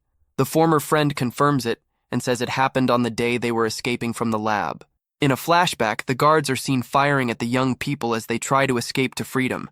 Che-Wan shouts his friend's name and tells him to grab a nearby steel pipe, but the skeleton was just standing there, surrounded, while his friends were being taken down one after another. The former companion accuses him, saying that in that moment he simply ran away by himself. He claims the skeleton fled and left all his friends behind that day. The protagonist is shocked by the accusation and tries to explain what happened. He says he had no choice, and that if he had stayed, everyone would have been lost that day. But the swordsman does not believe him and calls him a coward while leaning against an iron pillar. With that, he shows his absurd strength by crushing the metal pillar with one hand. The structure twists and caves in from the power of his grip. Then the former friend says he knows the hero's regeneration ability very well. He knows that if the young man is torn apart, it will take a long time for him to recover. Then several sharp blades rise from the ground around the hero. He tries to protect himself from the attacks, but his clothes are ripped and stained with red liquid. With his arms, he blocks one of the blades that pierces his body and cries out. At that moment, the swordsman says the real strike will come from somewhere else. Then two blades slam into a support pillar, causing a huge impact. The explosion tears through the area and people run away in fear from the sound. The girl and the redhead watch in shock, and he suggests calling the police immediately. The place is filled with dust and destruction, and the young woman grows worried as she calls out for her friend. The hero holds the blade stuck in his chest, and the swordsman notices that his healing is happening faster. Then the protagonist says it is all a misunderstanding, and that he never truly ran away. He explains that he stayed behind to fight and protect everyone, and that he only went there to save his companions. His former friend looks at him seriously and asks if it really is a misunderstanding. He then hears a noise nearby and wonders if there is another mutant hiding in the area. With a dark expression, he says he heard voices around that place. The young man then reaches out his hand, trying to explain things better. The swordsman interrupts and says they should go to his hideout if they want to talk. He pulls his hood over his head and says many things have happened, and there is a lot to explain. The protagonist watches him, confused by the sudden change in attitude. Sweating, he cannot understand how his friend has changed so much. He remembers that in the lab his companion was cheerful and even shared food with him. Now that same person is a dealer hiding in the shadows, and the hero wonders what happened to him. The scene shifts to a dark place where a sharp object is being held. The young man's face fills with fear and his eyes widen. But instead of a weapon, hamburger ingredients appear in the air, leaving him confused. Inside the place, a mysterious cook chops onions with incredible speed and precision. The protagonist and his friends watch in shock as the cook prepares multiple sandwiches at once with flawless movements. In moments, a perfect hamburger is assembled, with every ingredient placed neatly. The cook's hands move with such control that it almost seems unreal. Then the cook reveals himself to be the old friend, offering the hamburger with a calm smile. He invites everyone to try the new item added to the menu. Suddenly, a crowd of customers appears, praising the cook and his food. Faced with this unexpected scene, the protagonist is completely confused and cannot understand what is happening. Soon, they realize that the hideout is actually a famous and busy diner. In the bathroom, another acquaintance with pink hair looks at himself in the mirror with pride. Later, sitting on a sofa, he explains that this place is now his job, surprising everyone. The hero asks if he really has a job, and the colleague mocks him for being unemployed. The pink-haired man then asks who the people behind him are. The protagonist introduces the girl and the redhead as his new friends who have helped him recently. The former lab companion scoffs at the word friend and at the young man's situation. At that, the girl and the redhead get angry and defend him, saying he has lived a difficult life. But the young man calms them down and says there is no need to worry because the swordsman is actually a good person. Chae-won then asks him to continue the story about what happened on the day of the escape. The protagonist explains that there was a bomb hidden along their escape route at the time. In a flashback, he remembers the moment they were surrounded by the lab guards. His friends were all together and terrified in the middle of the rubble from the destroyed building. It was then that he heard the sound of a time bomb nearby. Having gone through explosion tests before, he recognized the sound of the burning fuse. The scientist planned to blow everything up and bury the young people under the debris. He knew the stronger ones might survive, but the weaker ones would not be as lucky. So he grabbed every bomb he could and ran as far as possible with a determined face. He ran with all his strength to save his companions. Back in the present, he says that after the explosion, he woke up alone in a forest. He explains that when he returned, no one was there, so he thought everyone had escaped safely. The swordsman remembers hearing an explosion from far away on the day of the escape. His friend then asks if he really took the bomb, and the young man confirms that he can survive explosions. With that, the former companion places a hand on his face, as if he cannot believe what he just heard. The hero says he knows it is hard to believe, but his friend unexpectedly says he believes him. Tears start running down his face, and he says there were too many bombs for anyone to explain things at that time. The young man is very confused by the sudden reaction of his former companion from the lab. Suddenly, the friend picks up a knife with a serious expression, and a red background appears behind him. But instead of attacking, hamburger ingredients begin flying through the air again in the kitchen. The swordsman goes back to chopping onions with incredible skill, without even looking at the board. He then hands a full meal to his friend and says he had more or less figured out what happened. The young man is shocked by the food, and the colleague explains that it is a gift for everything he went through.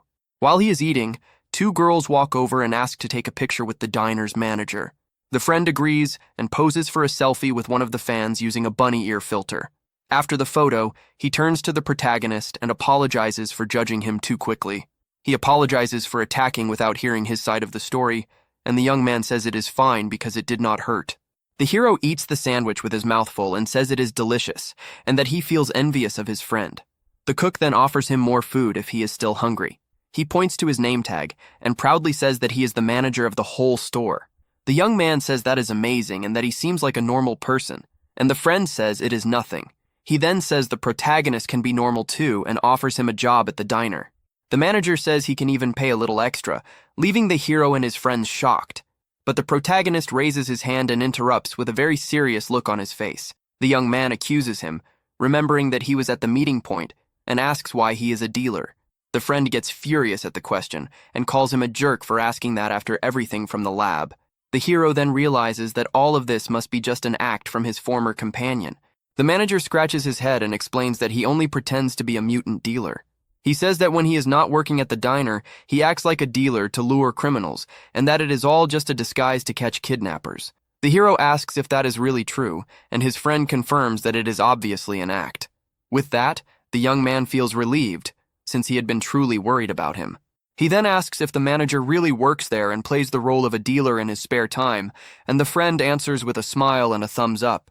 The protagonist says his attitude is impressive. The young man praises his former companion for living well, and the manager gets slightly embarrassed. With his mouth still full, the hero offers to help with anything, which surprises the other. He remembers that his main goal is to find the rest of his companions, and says he will do whatever he can. The manager looks at him with a serious expression, thinking about the offer. Then he slams his fist on the table and says he definitely needs help with his plan. The swordsman explains that there is a dealer to catch, and with the young man's ability it will be easy. He adds that capturing them might lead to information about the others. The former companion points at him and says he will be a great help in the mission. With that, they bump fists and seal the agreement. The manager says he will contact him if he needs backup. He then says goodbye and returns to work, promising to call later with the details of the plan. Outside, the young man thanks his friends for waiting and for letting him talk to his old companion. The redhead, still unsure, asks if he really trusts that friend after all this time. The girl also shows concern, saying she was shocked to hear that he was acting as a dealer, but the protagonist smiles and says everything is fine and that he trusts him completely. In his mind, he remembers his friend smiling like a child and says he has not changed at all. The young woman then asks how the manager will contact him if he does not even have a phone. With a smile, he shows the phone he took from the criminal and says he now has something to use. The scene shifts to a dark alley where a young man runs desperately from a group chasing him. Several men pursue him, shouting for him not to escape. Wounded and exhausted, the young man is cornered in a dead-end alley. In anger, he shouts at them to stop chasing him, and his hand begins to release a golden liquid. The strange substance drips onto the ground and spreads across the alley floor. As the pursuers step on it, they slip and fall due to its oily nature. The fugitive smiles in relief, thinking he has managed to escape again. But before he can celebrate, a heavy punch lands directly on his face. He falls to the ground and looks up, seeing a dark figure asking where he thinks he is going. The young man begs for his life and says his power is useless, only able to produce oil. At that moment, the gang leader grabs him by the hair and calls him pathetic for having such a weak ability. One of the henchmen comments that not every mutant is powerful and that some are no different from normal people. With a wicked smile, the leader says this will be easy money and that they will get $1 billion for him. The young mutant then lets out a scream of pure fear and despair at the situation. Unexpectedly, a figure appears and asks if that is really all they are getting for the job. All the criminals turn around in confusion and wonder who the guy is that showed up out of nowhere. Suddenly, the gang leader is struck by a devastating blow that pierces straight through him. The hero's friend holds his blade and says they should be charging more for risking their lives like this. The henchmen realize he is a mutant and rush in to attack while he counts around 10 enemies. The swordsman then decides it is better to finish everything quickly. In the blink of an eye, all the men who attacked him are defeated and collapse to the ground. He moves with absurd speed and drops another enemy with a precise strike. The leader shouts for his men to grab their weapons and points one toward the hooded figure. At that moment, the pink-haired young man simply places his finger on the gun without any fear. He then reminds the man that his weapons are also made of steel and prepares to attack. At that point, his blade appears along with several sharp swords around him. The boss's weapon starts trembling and twisting in a very strange way. The metal begins to bend and change shape in his hands. The man is completely shocked and cannot understand what is happening to his weapon. From inside the barrel, several sharp blades start to grow and extend rapidly. With that, the spikes pierce the bad guy's hand, and he screams in pain from the sudden attack. The swordsman then turns to the fallen man with a cold and contemptuous look. He says that next time they should choose a place without metal if they want to avoid trouble. The rescued young mutant thanks him for saving him from that terrible situation. He then asks if his savior is also a heart mutant like him, but the swordsman cuts him off and tells him to stay quiet in a very cold tone. Answering a call, he says he is listening to the orders from the other end of the line. He then reports that he has recovered the mutant and can take him back to the lab. The young man is shocked when he hears the word lab and cannot believe what is happening. The swordsman says he is noisy and introduces himself as the dealer who is going to sell him. The scene then changes to a lab where a woman says this is exactly the friend she knows. She praises him, saying he is on another level and extremely reliable in his work. The pink-haired young man says he has one more thing to report over the phone. With a serious expression, he reveals that he has finally found his old friend, Kim Ji-ho. The woman on the other end is completely stunned by the unexpected news. He then asks if the reward they promised for capturing the hero is still valid. With a wicked smile, the woman confirms that the offer is still on the table. Then the diner manager says that he will deliver him the next day without fail. He remembers the fight and thinks that the protagonist is no longer like the skeleton he once knew. His regeneration is now so strong that he healed even after being torn apart. He knows that ordinary methods will not work and that he needs a place with plenty of metal. With that, he holds a pan of steaming curry and says that the food is ready. A little girl in a wheelchair becomes very excited when she sees the delicious curry. He smiles and says he added lots of potatoes because he knows they are her favorite. The girl tastes the food and says she loves it, and that it is the best meal ever. The young man gently pats the girl's head and promises to cook anything she wants. The little girl then invites her older brother to sit and eat with her, but he refuses, saying he has somewhere important to go. Her expression turns sad, and she asks if he is going out again. He tells her to eat everything and save some for him because he will return later to finish it. The scene then shifts to their building at night, with the lights glowing. Meanwhile, in another place, the hero's friend is in the kitchen peeling a tangerine. She reflects that he spent the whole day running around and must be completely exhausted. She thinks that meat and fruits are good for restoring energy. With a determined look, she comes up with an idea to help him recover. She prepares a dish of ribs with tangerines and strawberries. She explains that ChatGPT suggested the ingredients go well together and that the flavor should be good. Looking at the recipe, she is surprised that she managed to cook something so unusual and feels proud. She starts wondering if she has a talent for cooking and if she should learn it properly. Then, she decides to send a message to her older sister to check on her. She tells her about the rib dish with fruits, and her sister responds with a disgusted sticker. The young woman gets annoyed and says her sister does not understand good food at all. She then tells her friend that her sister will only arrive late at night and that he can go to sleep. But the young man says he is fine and will stay awake because his friend might call at any moment. With a smile, the girl asks if he was happy to reunite with his old companion. The protagonist smiles widely and says he missed him a lot during all that time. The young woman comments that she has never seen him so relaxed and happy since they met, and he agrees. He then begins to explain that his friend has always been someone very important to him since the lab. In a flashback, the colleague approaches the skeleton and asks why he is sitting alone. The skeleton is startled and does not know how to respond. Embarrassed, he shrinks back and says he was just sitting there doing nothing. The boy notices that the skeleton is missing an arm, and the young man panics and tells him not to touch it. He explains that the wound from an experiment has not healed yet and asks him not to look. With a smile, the friend asks if he is really sad over something like that. Then he asks the skeleton to give him his arm, which leaves him confused. Before he understands what is happening, the colleague does something that shocks him completely. The boy transforms his arm into a giant blade, leaving him stunned. The young man sits down and asks if the new blade arm is not amazing. At that moment, another lab companion appears and accuses the boy of mistreating the skeleton, but he defends himself and says he just made him cooler, asking if a sword arm is not awesome. The skeleton blushes and thinks the new blade arm is the coolest thing he has ever seen. The girl nearby is confused and cannot understand the situation. The colleague smiles and says the skeleton understands what is cool, then extends his fist toward him. The protagonist looks at it without understanding the meaning. The friend explains that it is a fist bump, a sign of trust between them. They complete the gesture, and the skeleton feels that it is something special, like having a real friend. Back in the present, the young man says his friend was amazing and that he admired him a lot. The girl is surprised by the story and wonders why anyone would want a sword for an arm. Even so, she feels happy seeing how much the reunion meant to him. She calls him to eat, but the young man says he is fine and does not need help. Then she presents the special dish she prepared, a very unusual rib with fruits. The young man is shocked and asks what kind of food that is. With pride, she says it is a special dish she made herself. He has never seen anything like it and is surprised by the mix of strawberries and tangerines. Even though he is unsure, he decides to try a piece and thanks her for the meal.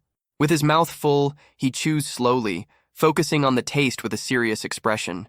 The girl steps closer and nervously asks if the dish turned out well and if he liked the combination. With tears in his eyes, the young man says the food is incredible and truly delicious. He praises the meat, the strawberries, and the tangerines, saying everything fits perfectly together.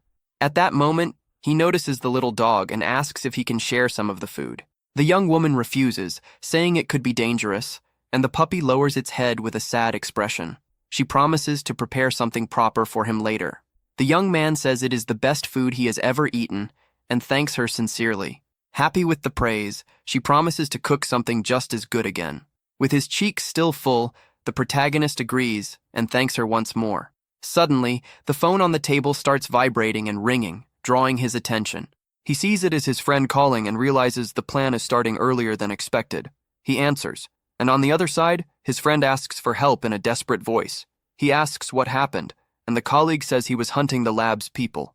Hearing that, the young man's expression tightens instantly. The girl overhears and becomes worried, knowing what that place means to him. His friend asks for help again, and the young man immediately agrees, saying he is on his way. Before ending the call, the colleague gives the address of an abandoned factory. The young man turns to the girl and says his friend is in danger and that he needs to go. He swallows the remaining food and prepares to leave. He apologizes for not finishing the meal, but she tells him it does not matter. He runs out and asks her to stay, but she decides to follow him, worried about what might happen. The scene shifts to an abandoned warehouse, the supposed meeting location.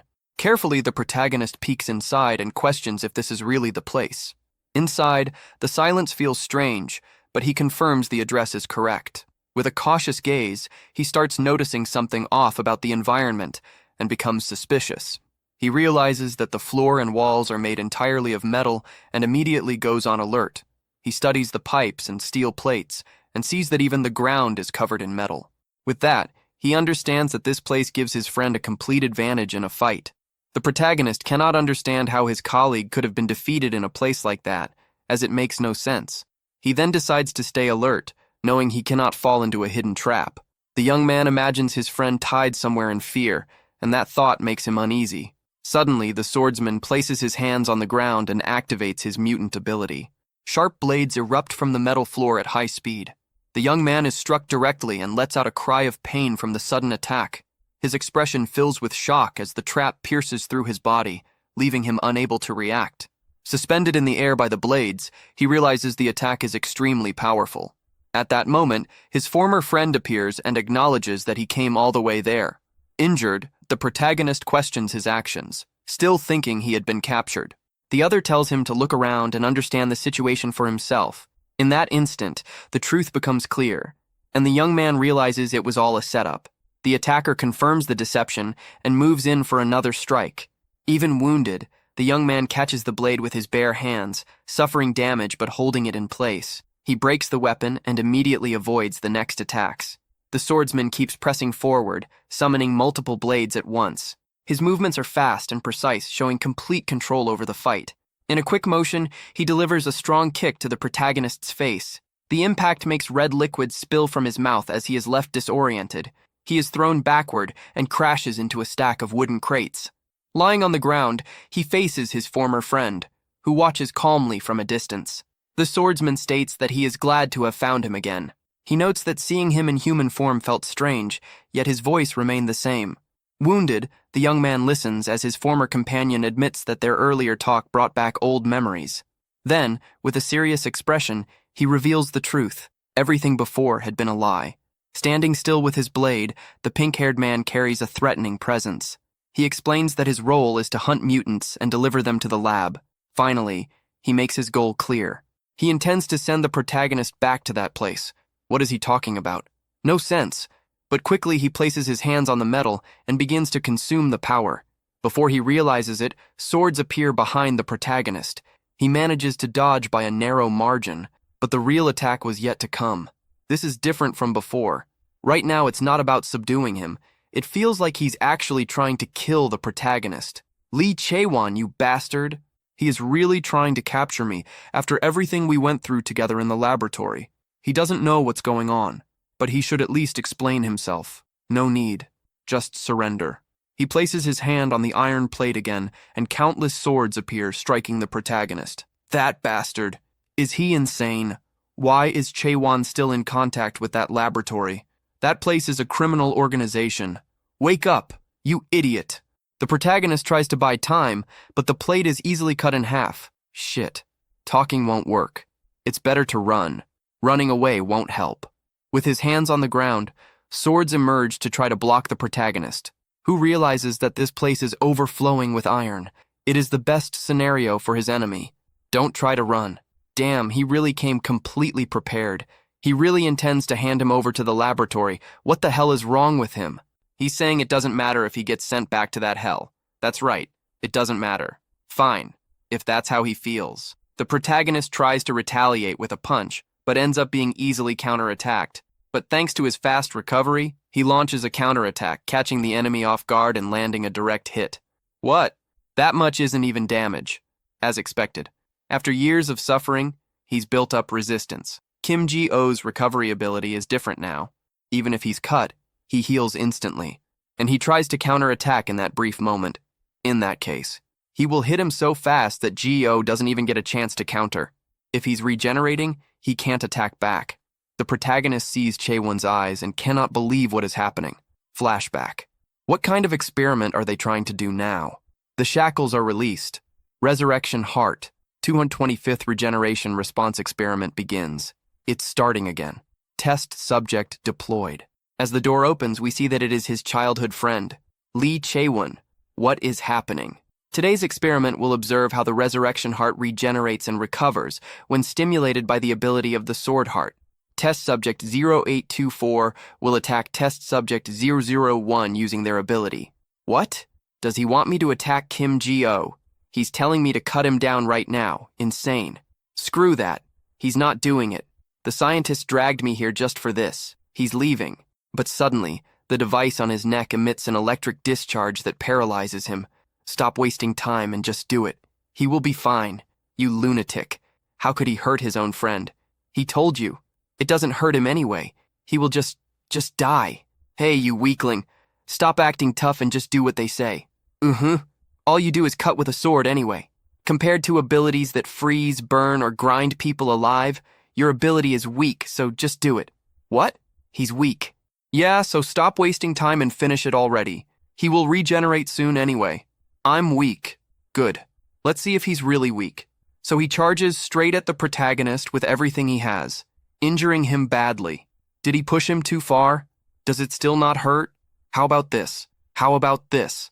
It doesn't hurt at all. How about now?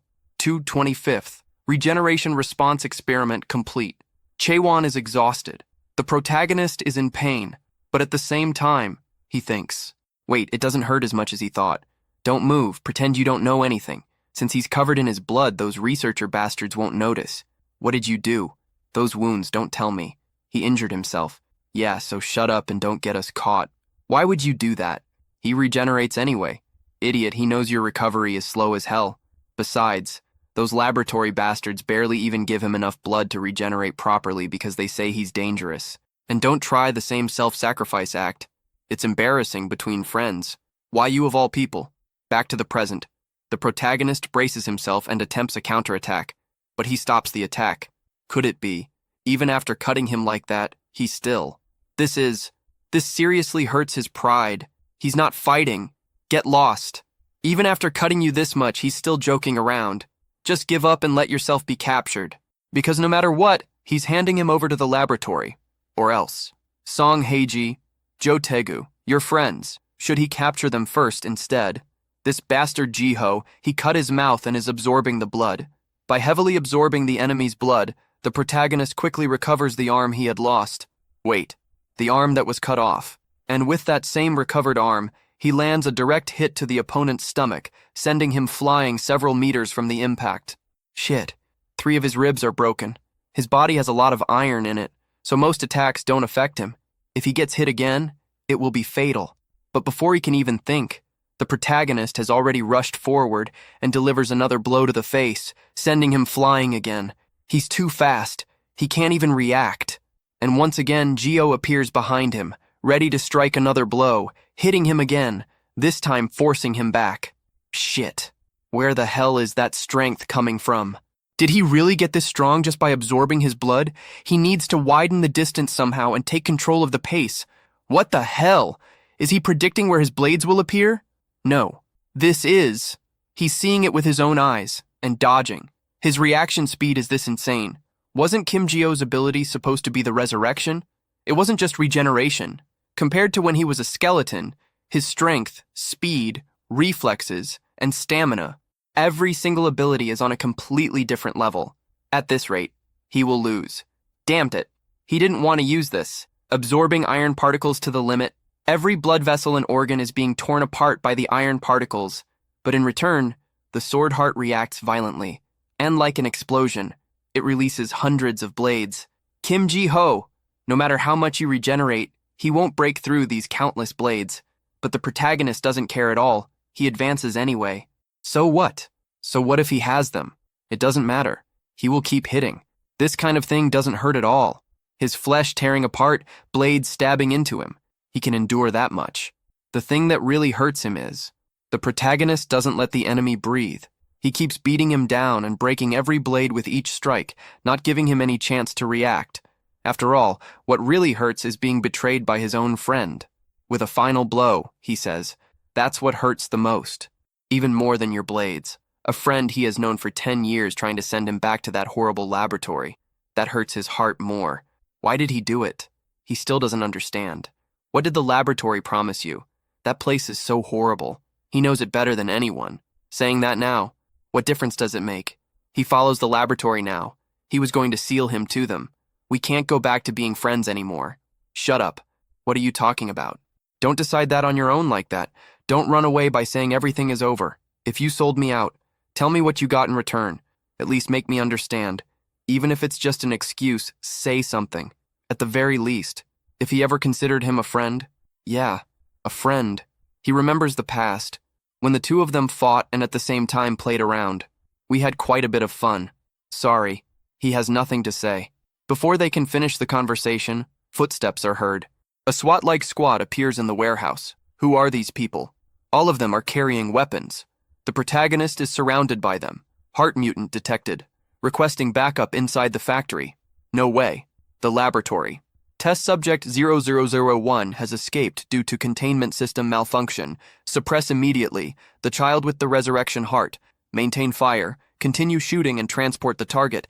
Damn, he needs to run. He grabs an iron bar and throws it toward the squad in order to create a distraction, then runs while carrying his friend.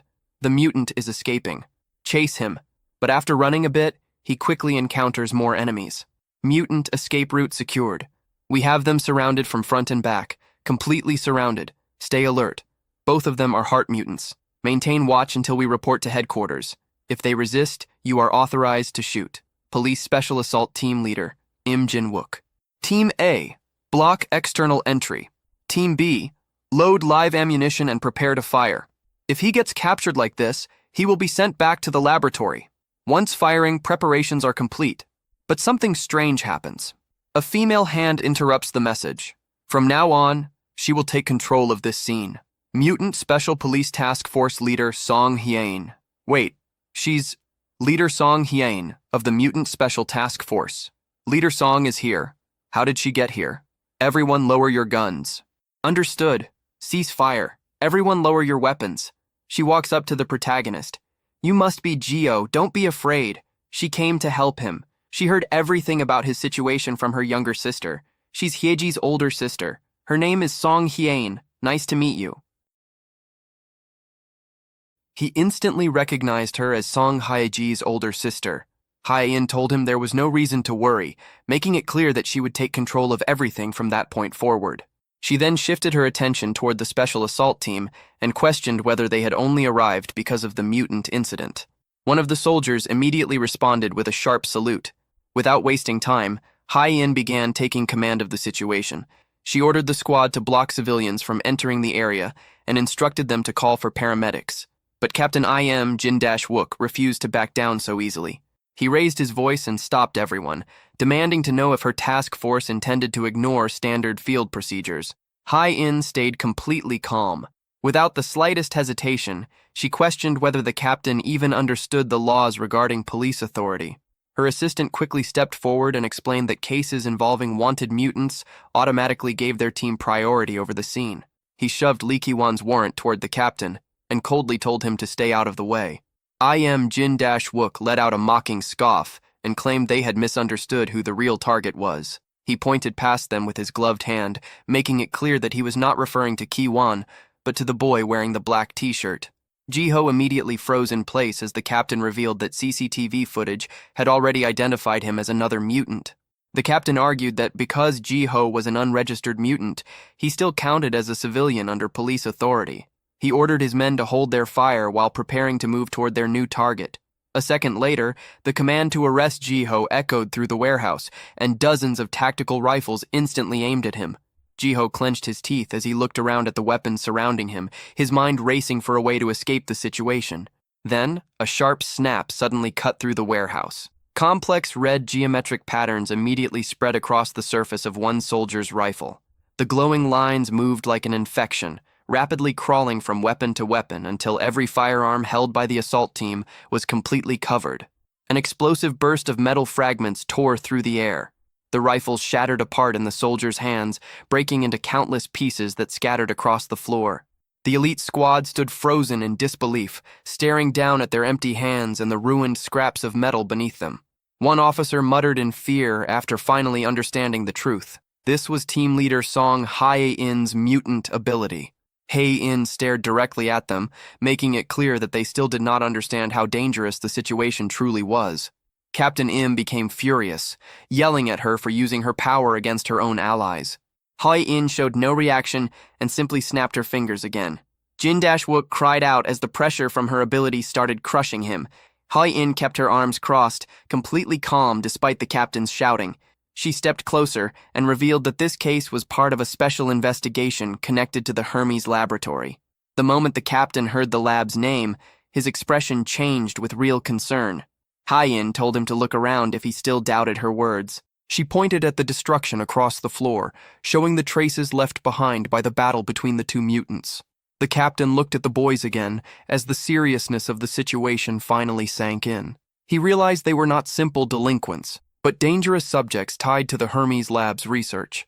He understood that dealing with mutants of this level could cost his men their lives. Reluctantly, he admitted she should have explained it sooner, before ordering his team to hand over control. Two soldiers roughly pulled Lee Ki-won to his feet, causing Gio to ask where they were taking him. The assistant explained that Ki-won was a wanted criminal and would go through formal arrest procedures. Gio watched his friend get handcuffed and led away, wondering if Ki-won had really done something that serious. The man in the suit then turned to Gio, saying they would also need his testimony. He informed him that he would be taken for a private interview with the team leader.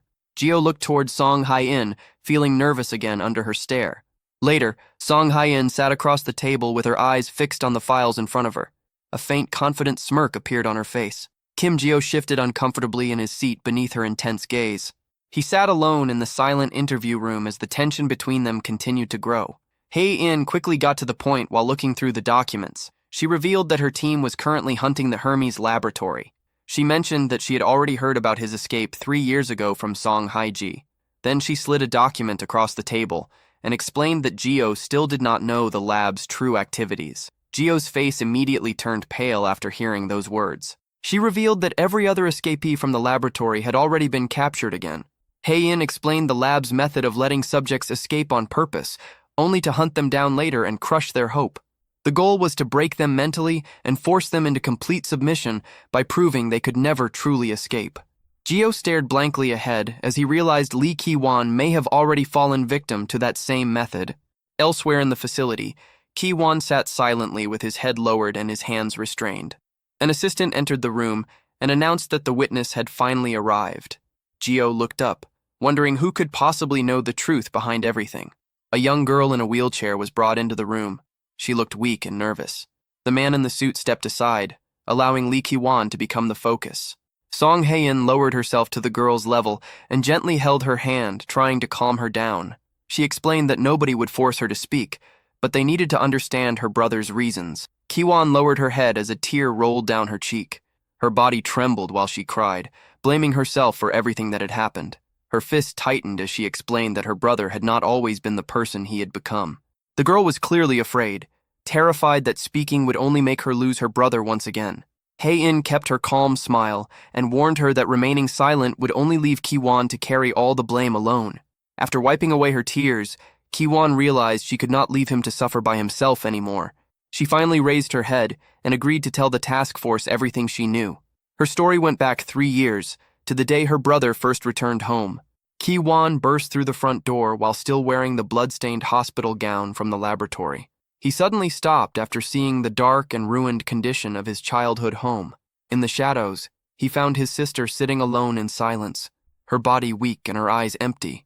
Shock completely froze him as he realized both of their parents were already dead. He collapsed beside her and held her tightly while crying and apologizing for arriving too late. To cover her growing medical expenses, Ki-won started doing exhausting labor at a construction site. But because he had no legal identity, he constantly suffered from low pay and abuse from his employers. The little money he earned was never enough, and his sister's condition only grew worse until she started coughing up blood. Then one day, the small piece they had built together was destroyed when tactical units suddenly kicked down their door. Ki-won was immediately tackled to the floor by several armed men and pinned down before he could react. His sister cried out for her brother, desperately reaching toward him while the soldiers restrained him by force. Filled with rage, Ki-won shouted wildly, threatening to kill all of them if they did not let go of his sister. A man in a suit entered the room and looked down at the defeated boy with a cold smile. He crouched beside Ki-won and offered him a deal, a legal identity, a job, and enough money to save his sister. Ki-won listened as the laboratory presented its offer. They promised to cover everything his family needed as long as he agreed to handle their dirty work in secret. His sister explained how deeply the laboratory supported them, paying for medical treatment and even providing their home. In return, her brother was forced to keep complete silence about the terrible things he was ordered to do. Tears ran down her face as she admitted the guilt crushing her from inside. She finally understood that every bit of help she received had been bought through the crimes her brother committed for her sake. Lowering her head in shame, she apologized through her sobbing. The small interrogation room grew heavy with silence after her confession.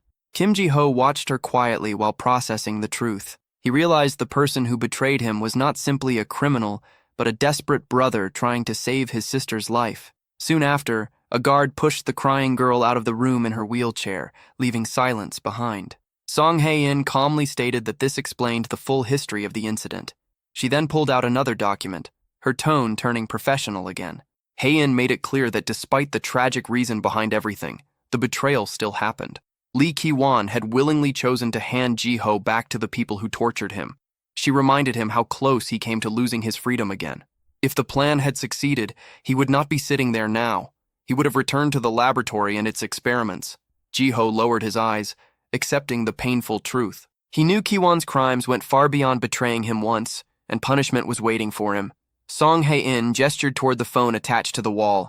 She offered Ji-ho one last opportunity to speak with Ki-won before the legal system fully took control. Ji-ho stared at the dark receiver, while the bruises from the fight still covered his face. He struggled between anger and the desire for closure. After a moment, he gave a small nod and accepted the offer. There were still things he needed to say. He walked toward the phone and slowly dialed the number. The cold room felt even quieter, as the ringing sound echoed through the line. Ji-ho waited silently with the receiver pressed against his ear. His torn clothes still carried the marks of the battle they had barely survived. When the call connected, Ji-ho stayed silent at first. On the other side, Lee Ki-won also held the phone without speaking. He already knew who was calling before hearing a single word. After a long pause, Ji-ho finally spoke in a low and steady voice. He told Ki-won that he had heard everything from his sister. The laboratory, her condition, and the reason behind the betrayal were no longer secrets. Ji-ho demanded to know why Ki-won kept everything hidden. If they were supposed to be like brothers, why did he never say anything? A tired sigh came from the other side of the line. Ki-won had nothing left to defend himself with. Ji-ho's tone grew colder as his patience started fading. He was not asking for an apology. He only wanted the truth. He demanded an explanation for why Ki-won chose to do it. The silence that followed felt unbearable. Anger rose inside Ji-ho as he cursed him for the betrayal. The pain from being betrayed still hurt more than the injuries from their fight. His grip tightened around the receiver hard enough to make the plastic creak. He demanded at least some excuse, wondering if Ki-won was too ashamed to even speak. Ji-ho slammed his hand onto the counter, leaving cracks spreading across its surface. He reminded Ki-won that he had tried to hand over a friend just to send him back to that nightmare. On the other side, Ki-won lowered his head while every word hit him heavily. He still offered no excuse. Ji-ho told him to spend the rest of his life suffering with regret for what he had done. To him, their bond was completely over. Ki-won closed his eyes and quietly accepted those words. He looked like someone who had already lost the will to keep fighting. Finally, he admitted that Ji-ho had every right to hate him. He refused to beg for forgiveness he did not deserve. Ki-won slowly moved to hang up the phone, ready to disappear into prison and leave everything behind. Before the call ended, Ji-ho stopped him with one last thing. He mentioned that the police had already promised to take care of his sister. His grip on the receiver loosened slightly as the silence between them changed.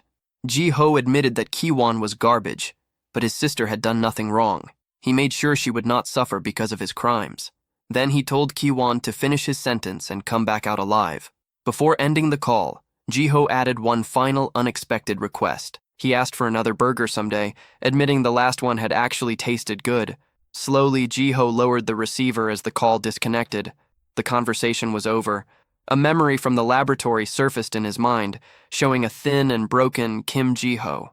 Even when he was barely alive himself, he still worried about the people around him. A younger Lee Ki-won appeared in the memory, his cheeks still full as he ate whatever scraps they could find.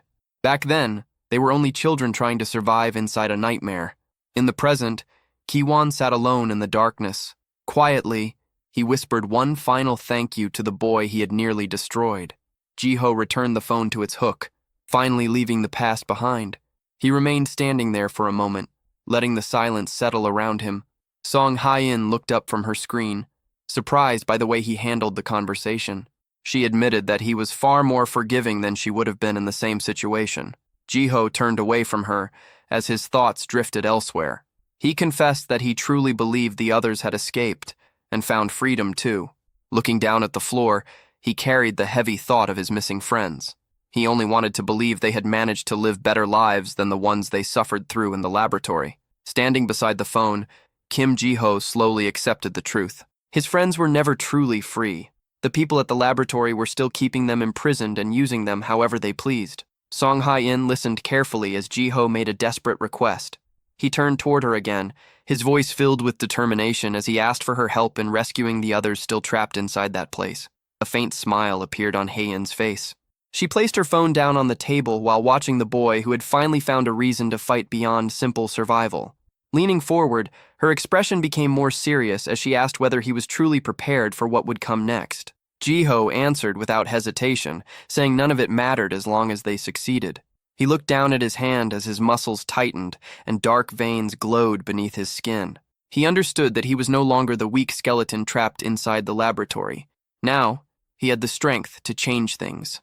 His eyes sharpened with determination, showing that he was done running away. He swore to save his friends and destroy the entire laboratory no matter what it cost him. Later that night, the city remained quiet as the scene shifted toward an apartment building. Lights glowed behind the windows, but one apartment was far from peaceful. Inside, Song Hye-in suddenly burst through the front door, completely dropping her cold professional attitude as she loudly called for Song Hae-jae. Jiho followed behind her, looking confused by the sudden change in behavior. Without hesitation, Hye-in rushed forward and wrapped Song Hae-jae in a huge hug, acting like a completely different person. After being away for several days, she immediately demanded to know whether her little sister had missed her. She rubbed her cheek against the younger girl's face while ignoring all resistance. Song Hae-jae struggled to escape the overwhelming affection, telling her sister to stop. Song Hye-in continued smothering her sister with affection while scolding her for not washing up immediately after getting home. She insisted that her little sister must have felt lonely without her and refused to let go. From the hallway, Jiho watched the scene in complete disbelief. He never imagined the terrifying woman from the interrogation room could act this soft around her family. He remembered the cold way Hye-in treated Captain Jin-wook and compared it to the person standing in front of him now. At that moment, Jiho realized his first impression of her had only shown half of who she really was. Hye-in quickly returned to hugging her sister again, making it obvious that Song Hae-jae was the most important person in her life. Jiho simply stood there, still trying to process this unexpected side of his new ally. Eventually, Song Hae-jae managed to speak while looking toward Jiho with concern. She asked whether he was okay after hearing about the serious trouble involving his friend earlier. Jiho awkwardly scratched the back of his neck and looked down while thinking about everything involving Lee Ki-won. The situation was too complicated to explain properly. He forced a small smile and admitted things were fine now that her sister had handled everything. Despite how terrible the situation became, he was still grateful for the help. Relief immediately appeared on Song Hae-jae's face after hearing that things worked out safely. She finally slipped away from her sister's arms and shifted her attention elsewhere. Then she asked Jiho if he wanted to finish the galbi gym he could not eat earlier. A faint blush appeared on his face as he quickly nodded, his empty stomach reminding him how long it had been since he ate properly. Song Hae-jae suddenly checked her phone, but her face quickly turned pale after reading a message from her sister. The recipe mentioned strawberries, oysters, and included a strange sticker of a rabbit vomiting a rainbow. Moments later, Song Hae-jae proudly placed a huge pot in front of them and encouraged everyone to try her sweet and sour galbi jim. Steam rose from the strange mix of meat, strawberries, and whole oranges. Song Hye-in stared silently at the food, her doubtful expression saying everything before she even spoke. Using her chopsticks carefully, she lifted a slice of orange while questioning why oysters were somehow inside a beef dish. Without thinking, she asked what kind of lunatic taught her to cook like this, accidentally letting her rougher tone slip out. Song Hae-jae looked shocked by the language, forcing Hye-in to quickly change the subject and ask where the recipe came from instead. Excitedly, the younger girl pulled out her phone and proudly showed them GBT, the AI that gave her the detailed recipe. Because the instructions looked so professional, she completely believed the dish would turn out amazing. Song Hye-in stared at the strange dish with a deadly serious expression. Her eyes stayed locked on the bizarre meal as she wondered if the AI was deliberately insulting human intelligence with this disaster. She focused on the shining orange slice while trying to understand how fruit and fatty meat were supposed to work together. After a long silence, she finally delivered her honest opinion. Looking directly at her sister, Hae-in bluntly stated that the food did not even look edible. Song Hae-jai proudly raised her phone and showed them the recipe she found online. She explained that she adjusted the recipe herself to help her sister recover energy by adding extra vitamins. Hae-in looked at the strange mixture inside the pot with obvious doubt. Behind her, Hae-jai excitedly explained how she improved the AI-generated recipe even further. Meanwhile, Hae-in stared at the dish in disbelief, already convinced this meal would end with severe stomach pain. A pair of chopsticks slowly lifted a bright orange slice from the bowl. Someone had decided to test the food first. Kim Jae-oh immediately took a bite without hesitation, stuffing the mix of meat and fruit into his mouth. Hae-jai nervously watched him and admitted he did not need to force himself if it tasted terrible. At the same time, Hae-in's expression clearly showed she hated the flavor, yet she still forced herself to give a thumbs up to avoid hurting her sister's feelings. Seeing their reactions, Hae-jai's face brightened with happiness. Hae-in struggled to keep herself from throwing up while blushing in embarrassment as she admitted the strange mix of oysters, strawberries, and meat somehow tasted surprisingly good. Hae-jai clenched her fists in victory, thrilled that everyone liked her unusual recipe. Meanwhile, Jae-oh gave a thumbs up with tears running down his face. After years without a proper meal, he was genuinely moved by the food, while Hae-in could only wonder how he was capable of praising something that tasted like torture.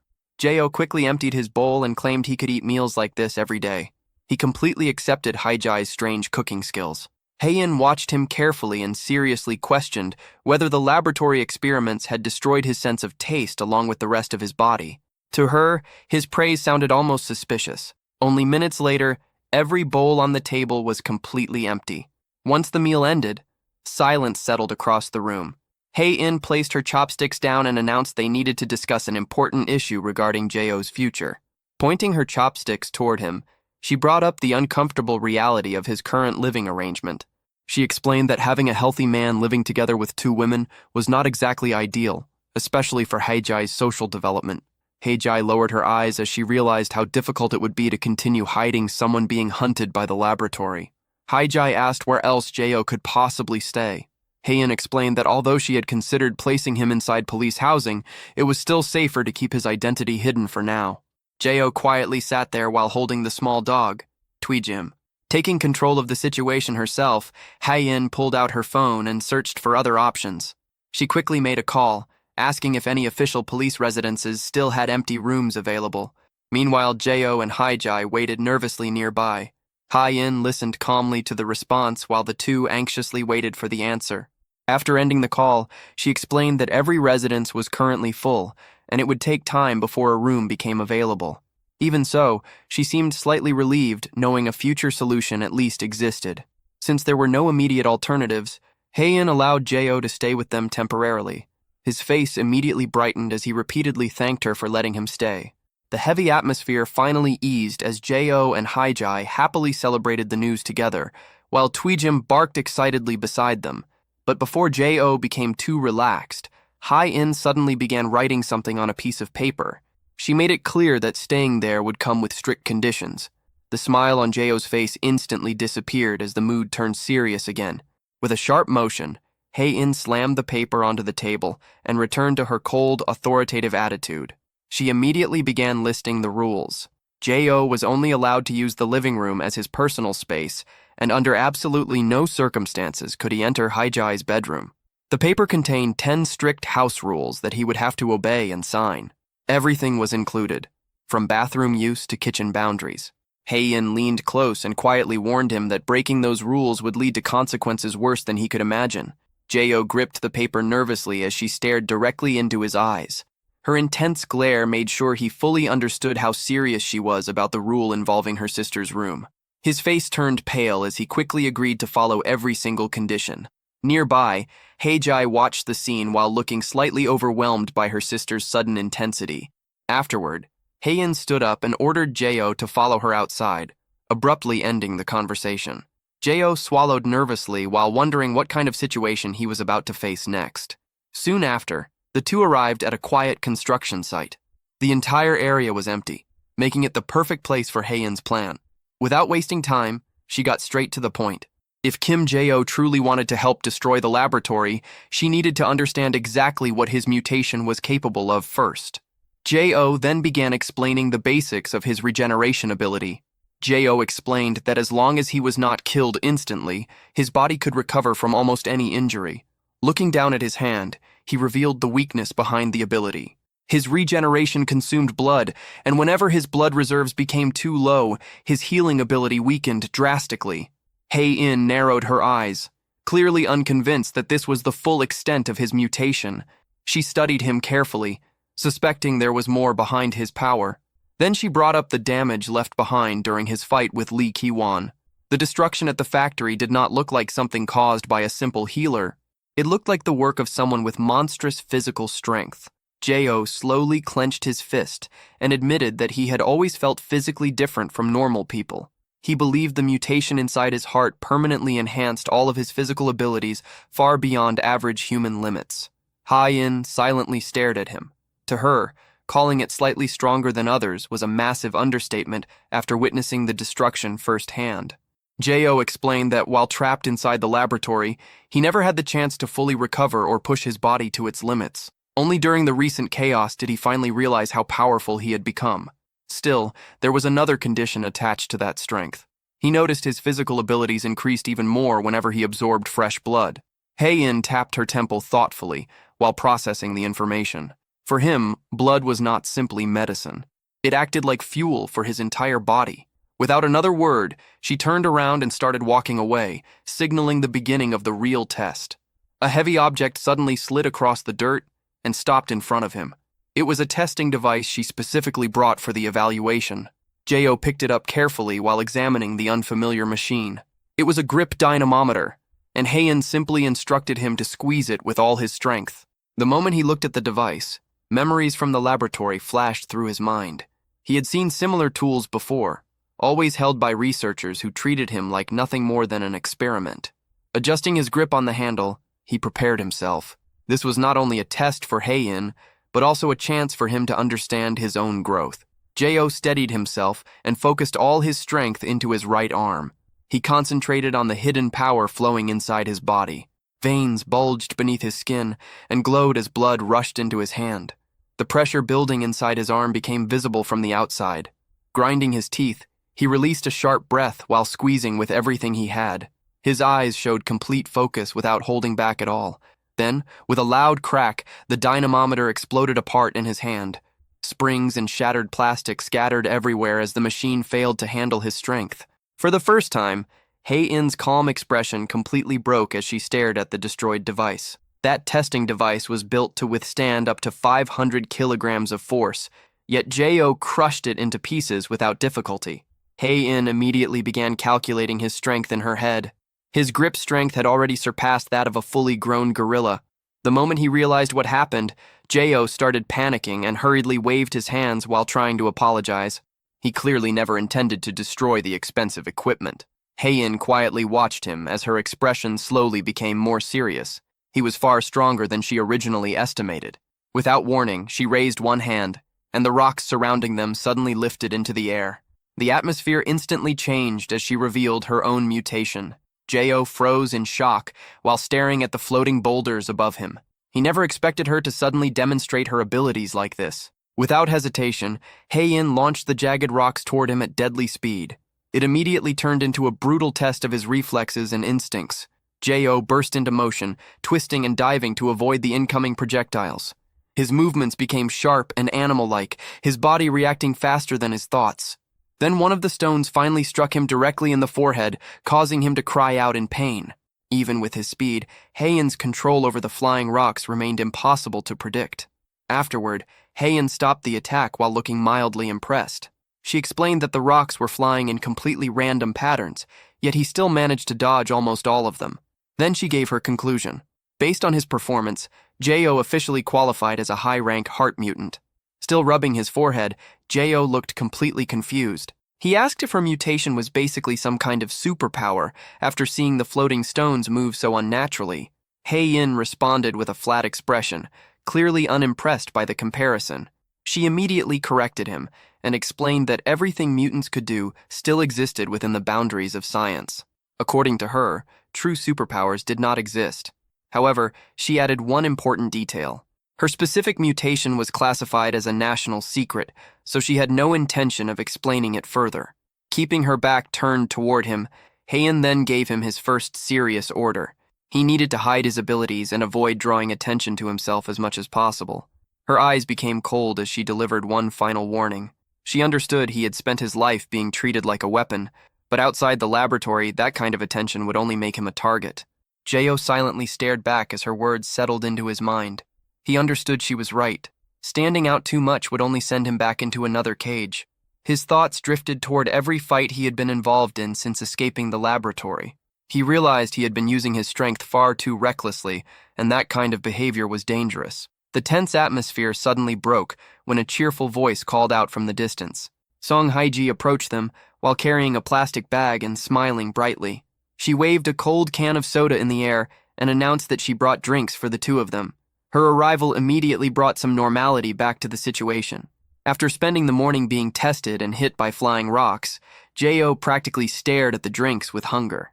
Hei-in quietly watched him with a rare hint of sympathy.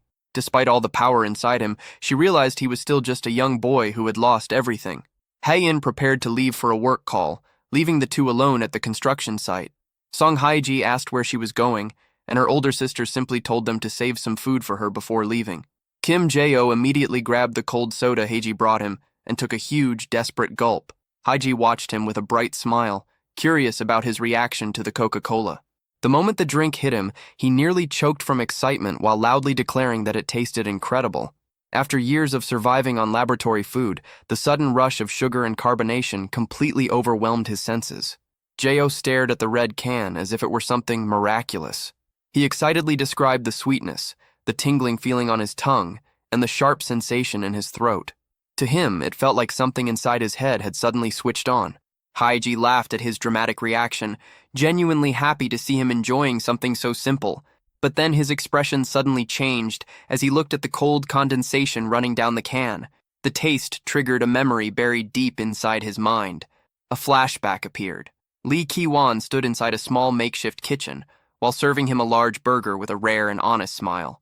Back then, it was the only real meal Jo had ever eaten inside the laboratory. The memory hit him heavily, and the brightness disappeared from his face. He remembered that Ki-wan was the one who made that burger for him, while they were both still trapped in the laboratory. Haiji immediately noticed the shift in his mood, and leaned closer with concern. The cheerful atmosphere vanished almost instantly. Jo looked away quietly, his eyes weighed down by painful memories. He muttered that it was nothing while trying to bury the thought again. Still, Haiji did not look convinced. She could tell the simple taste of soda had brought back something painful. Jo slowly closed his eyes before finally admitting the truth. He confessed that he had simply been thinking about his friend again. The grief was still fresh inside him.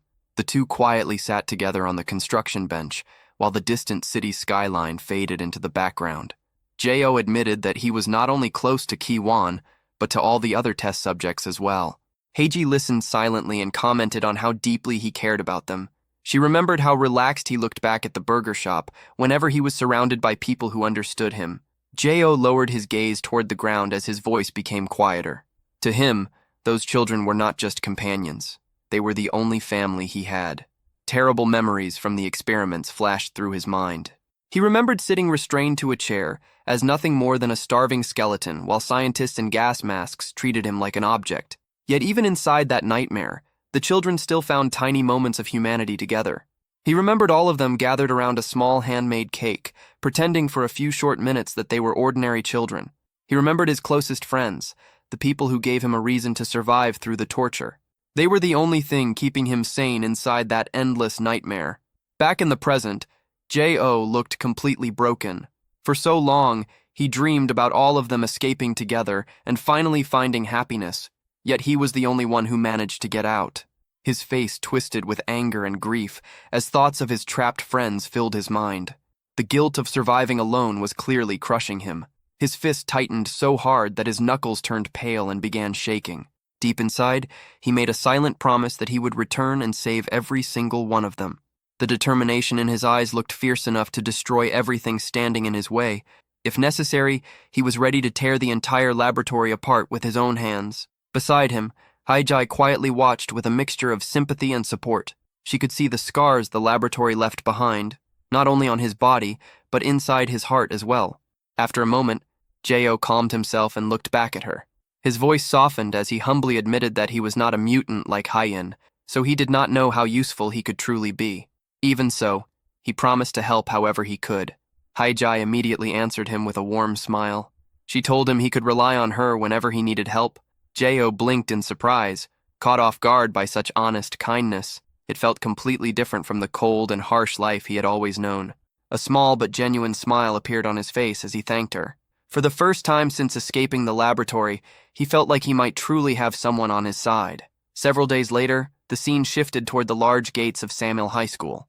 For someone who spent most of his life trapped inside a concrete laboratory, the place felt like an entirely different world. Inside the classroom, rumors about the new transfer student spread immediately. Two girls whispered excitedly while wondering about the mysterious newcomer. Nearby, another group of girls was already panicking over his appearance. They called him unbelievably handsome, while joking about finding his social media accounts. The history teacher slammed his book against the desk to quiet the noisy classroom.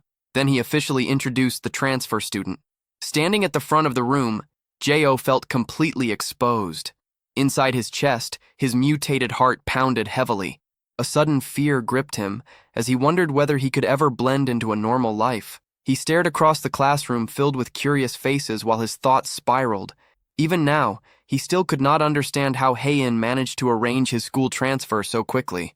When Jo tried introducing himself, his voice shook nervously. He looked close to collapsing as he remembered Haiyan mentioning that he would meet someone important at the school.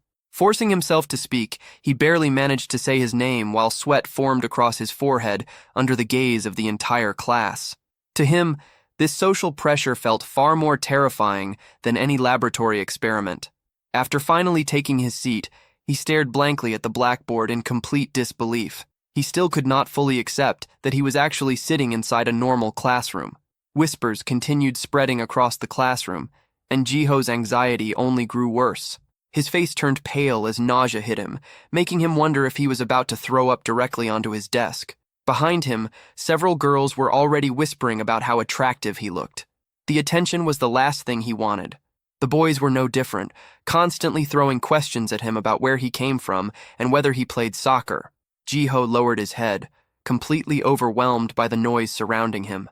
The scene shifted back several days earlier, when the plan was first created. Standing in the kitchen with a heavy shopping bag, Haiyan explained that she was assigning Jiho his first mission. While eating dinner, she revealed that she had been preparing this for some time. If he wanted to stay safe and appear normal, he needed to attend high school and blend in with ordinary students. Jiho reached into the brown bag and touched a piece of clean white fabric. Confusion crossed his face as he pulled out a neatly folded school uniform. The moment he unfolded the shirt, realization hit him. Beside him, Song Haiji looked equally shocked after recognizing it as the uniform from her own school. Heian's cold voice echoed in his mind as she informed him that starting the next day, he would attend the same school as Haiji. According to her, this was his very first mission. The scene then shifted to the crowded halls of Samuel High School as the school bell rang loudly through the building.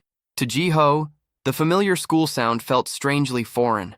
Students rushed through the hallways while shoes scraped loudly against the tiled floors in every direction.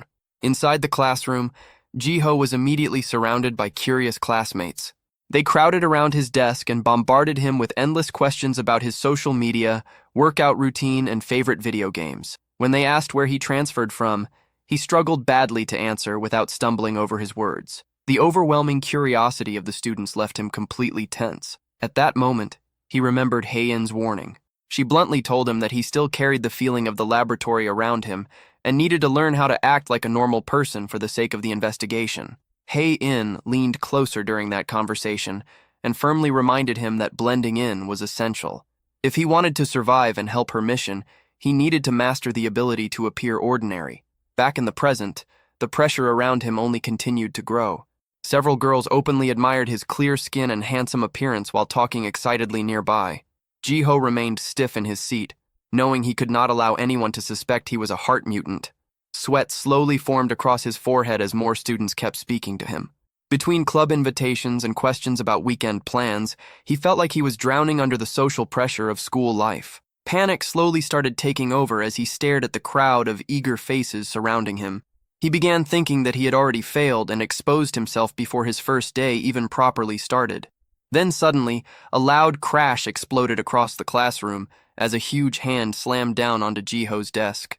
A sharp command suddenly cut through the classroom noise, instantly silencing the crowd around Jiho. Joe Tagu stood beside the desk, his red hair and athletic build giving him an intimidating presence. He glared at the other students and called them out for surrounding the new transfer student and making him uncomfortable. Without hesitation, Tagu casually threw an arm over Jiho's shoulder and took control of the situation. He immediately began inventing a fake story, claiming Jiho was a local transfer student who quit gaming but happened to be talented at every sport, especially soccer. Jiho stared at his unexpected rescuer in complete shock after recognizing Tagu in this setting. Around them, the other students whispered among themselves, confused by how different the two looked together, almost like they belonged in completely separate worlds. With another confident thumbs up, Tagu continued building the lie and boldly claimed they were childhood friends. Jiho could only remain silent while listening to Tagu create an entire fake history to protect him. Tagu then waved the crowd away and told everyone to leave so he could properly catch up with his old friend. Eventually, the students finally dispersed and left the two alone near the back of the classroom. Once the area cleared, Jiho looked toward Tagu with a relieved smile. Quietly, he thanked him for stepping in at the perfect moment. Tagu's expression quickly became more serious as he leaned closer, his face darkening slightly. He explained that he already heard everything from Heijai and understood exactly what Jiho needed to do to survive as a normal student. Hearing that immediately gave Jiho a new sense of relief. Knowing someone familiar with the school was on his side made the mission feel far less impossible. Tagu suddenly struck a dramatic pose and gave another exaggerated thumbs up while acting like sparkles surrounded him. Excitedly, he told Jiho to ask him for help anytime he got confused or stuck. However, the confident atmosphere disappeared the moment Tagu got called on during class. His face instantly lost all color as he nervously admitted he did not know the answer. At the front of the room, the history teacher sighed heavily in frustration. He scolded Tagu for failing to remember even the most basic material, despite exams being close. After telling him to stay quiet, the teacher moved on to another question.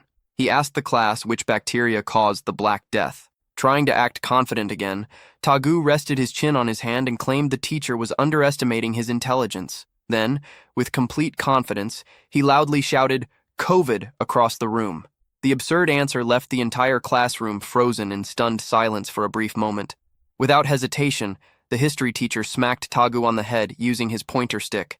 The classroom immediately exploded with laughter as the teacher angrily criticized the ridiculous answer. Watching the scene, Jiho could not stop himself from quietly laughing. For the first time since entering the school, his tension finally started easing. Meanwhile, Tagu sat at his desk, rubbing the spot where he had been hit while sulking in embarrassment. Then the teacher's attention shifted toward the back of the classroom. Pointing directly at Jiho, he decided to test the new transfer student next to see whether he was any smarter than his loud friend. Tagu's eyes widened in panic for Jiho. He already knew Jiho was incredibly strong physically, but he completely assumed the boy was just as hopeless academically as he was. To everyone's surprise, Jiho calmly raised his hand and answered the question without hesitation. He clearly stated that the bacteria responsible was Yersinia pestis. The complicated name came out smoothly as he spoke with complete confidence. The history teacher looked visibly shocked, his eyebrows lifting in surprise. Around the classroom, students immediately began whispering in amazement. One girl near the front laughed quietly while pointing out that Jiho was nothing like Tagu at all. The comparison only made Jiho stand out even more. Curious now, the teacher adjusted his glasses and asked whether Jiho had already been studying ahead. Without wasting time, he followed up with another question about India's social hierarchy. Before the teacher even finished speaking, Jiho immediately answered that it was the caste system. The speed of his response left the entire classroom stunned. Interested now, the teacher began throwing questions at him one after another. He asked about the Crusades, Roman history, the French Revolution, and the beginning of World War I. Jiho answered every single question correctly without pausing once. He identified Jerusalem, Diocletian, the Sarajevo incident, and even repeated the slogan of liberty without hesitation. The classroom slowly fell into complete silence as the students stared at him in disbelief. The history teacher slowly pushed up his glasses with a trembling finger while muttering that it was unbelievable. Turning toward the rest of the class, he admitted that in all his years of teaching, he had never seen a student answer questions so quickly. Soon after, he started a loud round of applause for the new transfer student. Jiho awkwardly scratched the back of his head while blushing from the sudden praise. Meanwhile, the students whispered excitedly, already convinced that a genius had transferred into their class. At the back of the room, Tagu looked completely shattered. His face turned pale blue as he stared at Jiho in horror.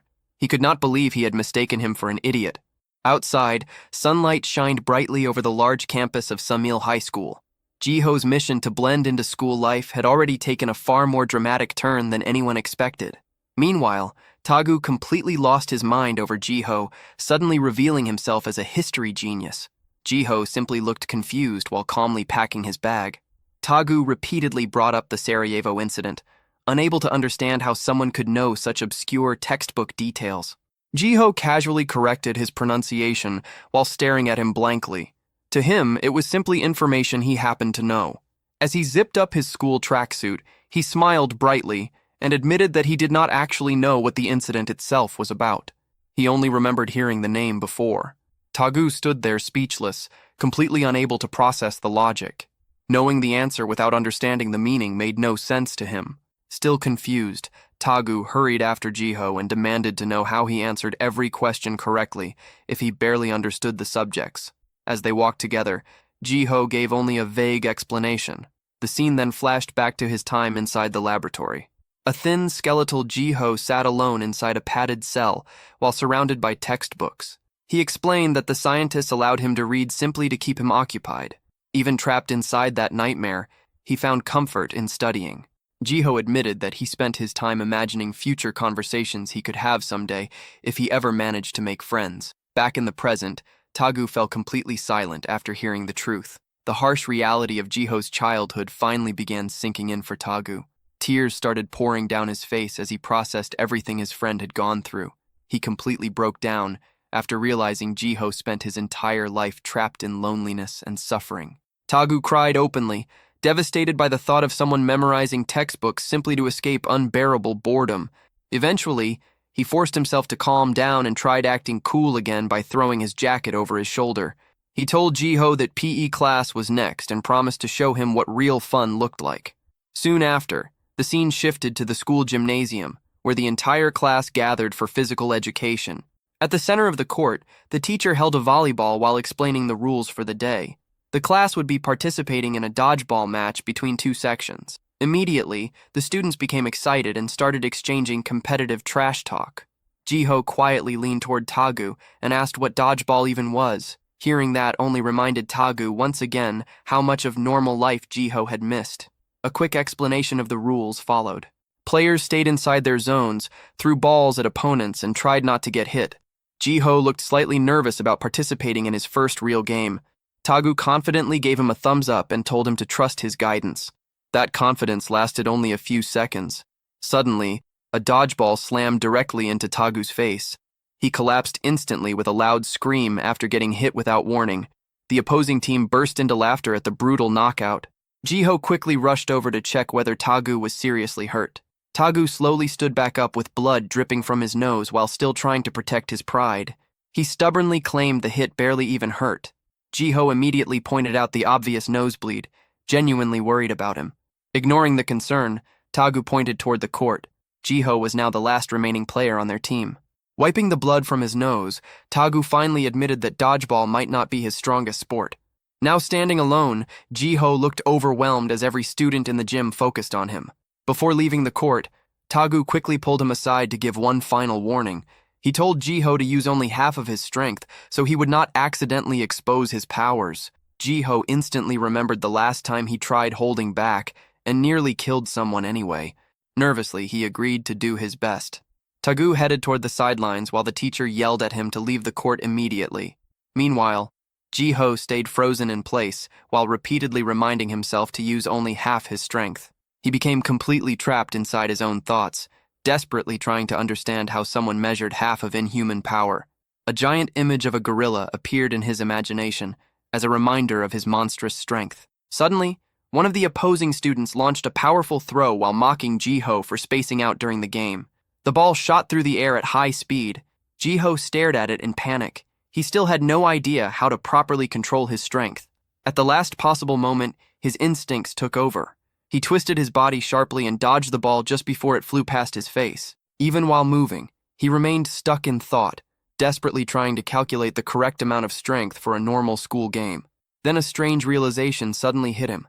He began wondering whether Tagu literally meant splitting his body's power in half. Meanwhile, the other students watched in shock as Ji-ho effortlessly dodged every incoming ball.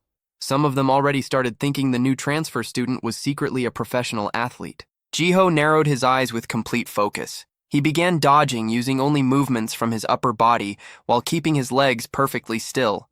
His body swayed left and right in unnatural ways without moving from the same spot. The sight looked completely inhuman. Afterimages even started appearing behind him as balls continuously flew past. From the sidelines, Tagu saw the bizarre scene and immediately started waving his arms in panic. He shouted at Ji-ho to stop after realizing his advice had been taken far too literally. Ji-ho suddenly paused in confusion. Now he started wondering whether half-strength actually meant splitting power between left and right. The moment he stopped to think, another dodgeball flew straight forward and smashed directly into his face. The opponent showed no mercy and launched one final throw with enough force to end the match immediately. The entire gym fell silent the moment the ball connected. Kim Ji-ho crashed onto the floor and remained motionless after taking the direct hit. After a few moments, he slowly pushed himself back up. Fresh blood dripped from his nose where the ball struck him. One of his teammates leaned closer and nervously asked whether the transfer student was okay. Instead of getting angry, Ji-ho suddenly burst into laughter while wiping the blood from his lip. The rest of the class let out relieved sighs after realizing he was actually enjoying himself. Up in the stands, several girls were already becoming fans of the new student.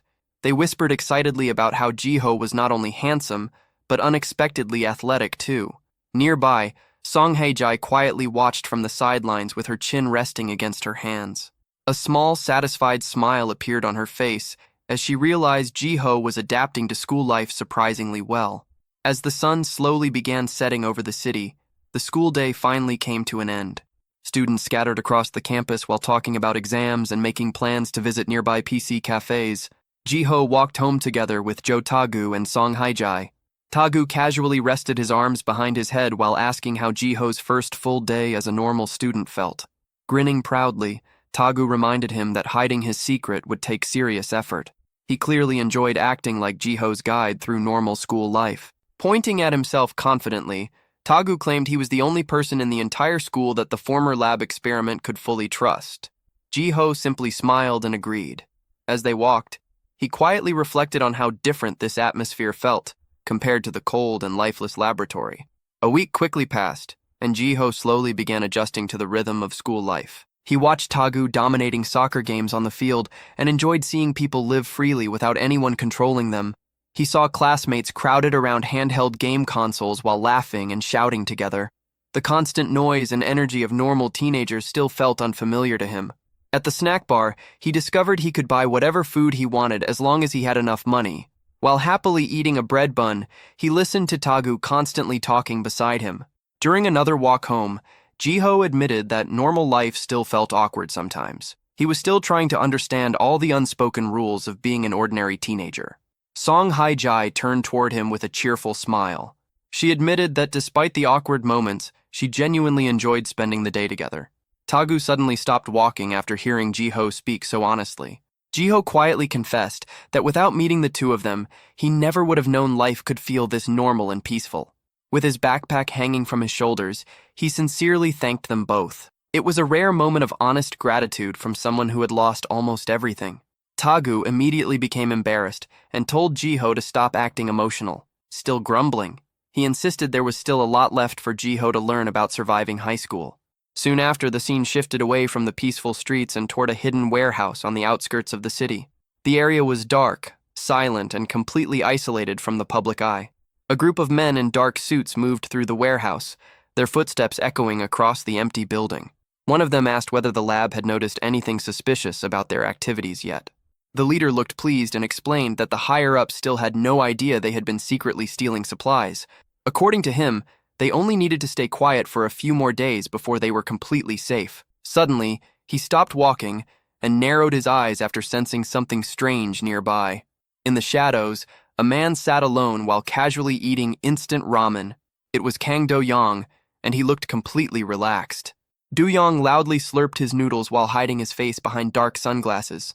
Without concern, he mentioned that the men arrived earlier than expected and asked them to wait until he finished eating. The boss immediately dismissed him as some random homeless man and ordered one of his subordinates to throw him out. The thug charged forward, but Do-young reacted faster. He instantly blocked the attack while angrily yelling about his spilled soup. The boss became furious and called him insane for caring more about ramen than his own safety. He threatened to smash Do-young's skull if he did not leave immediately. Still crouched on the ground, Do-young ignored the threats while quietly examining the men through his sunglasses. Holding a sausage skewer in one hand, he carefully checked whether these were the people he had been searching for. Then he adjusted his glasses and complained that the dark tint made it difficult to see properly. His eyesight seemed far more important to him than the armed men surrounding him. Finally, he lifted the sunglasses from his face and revealed a chilling grin. The atmosphere instantly changed. A violent shockwave suddenly exploded through the air and shattered his glasses into pieces. Cracks started spreading across Do-young's skin as his body hardened into stone. His face slowly transformed into something resembling ancient rock. Do-young mocked the terrified men and told them to stop acting like cowards. Then he fully stood up while his body continued transforming into a living weapon. At that moment, the thugs realized they were no longer facing an ordinary human. Do-young casually asked how much money they had stolen from the laboratory. He made it clear that he came specifically for the stolen cash and had no intention of leaving empty-handed. Inside his chest beat the heart of rock. Cracked stone covered it while glowing red energy pulsed through the gaps with destructive force. Raising a massive hand made entirely of stone, Do-young calmly informed the men that he would now be collecting their stolen money as compensation. A week later, the scene shifted back to the school soccer field. Students played a lively match while laughter and shouting filled the air. Kim Ji-ho ran alongside his classmates and looked more like a normal student with each passing day. For the first time in his life, he slowly began feeling like he truly belonged somewhere. Sitting quietly in class afterward, Ji-ho reflected on the mission Song Ha-yin gave him when he first arrived. The task had been simple. He needed to live like an ordinary person and adapt to normal life. Now, surrounded by the constant noise and chatter of classmates, Ji-ho thought back to how terrified he initially was of being exposed. At first, he focused so much on hiding his identity that he could not enjoy anything around him. He remembered his awkward posture, nervous reactions, and stiff behavior during sports activities. Back then, he constantly worried that everyone around him noticed how strange he acted. But little by little, those fears were replaced by a growing sense of belonging. Later, Ji-ho sat beside Jo Tagu at a convenience store table while happily eating a steamed bun. Nearby, a girl quietly watched the two talking together. As Ji-ho continued spending his days studying, eating, and laughing with people his own age, he finally realized how enjoyable school life truly was. Back on the soccer field, Ji-ho sprinted forward with a wide and genuine smile. His loosened tie fluttered behind him while he celebrated a successful play. The tall apartment buildings surrounding the school stood in sharp contrast to the cold laboratory where he once lived. Jo Tagu ran across the field and loudly shouted for Ji-ho to take the shot. The soccer ball flew through the air with a powerful sound as the game reached an intense moment. Ji-ho locked onto the incoming ball with complete focus. As he ran forward, he quietly marveled at the simple joy of being able to play freely again. It was a freedom he once believed he would never experience. With a sharp grunt, Ji-ho stopped the incoming soccer ball directly against his chest, his eyes locked in concentration. He smoothly controlled the impact and immediately prepared for his next move. His legs blurred across the field as he dribbled past the other students with impressive speed. Then he spun his body perfectly, building momentum for a clean finishing shot that looked straight out of a professional training video. But despite the perfect form, the result was a complete disaster. Jiho completely missed the ball. His body lost balance instantly, and he crashed flat onto his back with a loud slam. His legs kicked awkwardly into the air, while the soccer ball rolled harmlessly away from him. For a few seconds, he simply lay there on the grass, looking completely stunned by his own mistake. The entire class burst into laughter at the ridiculous scene. Some students jokingly argued about whether Jiho was actually athletic or just absurdly lucky all the time. Meanwhile, Jiho sat up on the field and laughed together with everyone else, while his face turned bright red from embarrassment. Scratching the back of his head, he quietly wondered if he finally looked normal to the people around him. Nearby, Song Haijai waved cheerfully and announced that classroom cleaning duty was finally finished. Soon after, the three students walked together through the school gates, while the afternoon sun slowly began setting. As they headed home, Jiho reflected on how happy he had become. The terrifying days spent running from the laboratory already felt strangely distant. During the walk, Jiho suddenly stopped after noticing a chicken skewer from a nearby street vendor. The smell alone completely captivated him. His eyes focused on the glistening oil covering the meat, as though he had discovered some legendary treasure instead of simple street food. Jo Tagu and Song Haijai watched him with amused expressions, while he continued staring at the skewer in silence. Tagu laughed and pointed out that Jiho reacted this way every single time somebody bought him food. With a mischievous grin, Tagu leaned closer and threatened to eat the skewer himself if Jiho kept staring at it instead of taking a bite. Jiho immediately flinched and pulled the food protectively against his chest. He explained that he planned to share it with Tweejim later. However, Heijai quickly warned him that seasoned food was unhealthy for dogs. Their peaceful walk was suddenly interrupted by a painful groan coming from nearby. Turning toward the sound, they spotted a man in a navy tracksuit lying face down beside a flower bed. The man groaned weakly about starving to death. This was Kang Do-young, and he looked completely exhausted. A brief flashback revealed that earlier that night, Do-young fought against a large group of thugs. The battle drained nearly all of his strength. Back in the present, he desperately searched his surroundings for anything that could restore his energy. His eyes finally locked onto a nearby flower bed filled with white daisies. Slowly, he reached a trembling hand toward the soil while thinking he could at least absorb minerals through his strange heart to survive a little longer. Before his fingers could touch the dirt, Jiho suddenly grabbed his arm and stopped him. Startled, Do-young looked up at the unexpected high school student.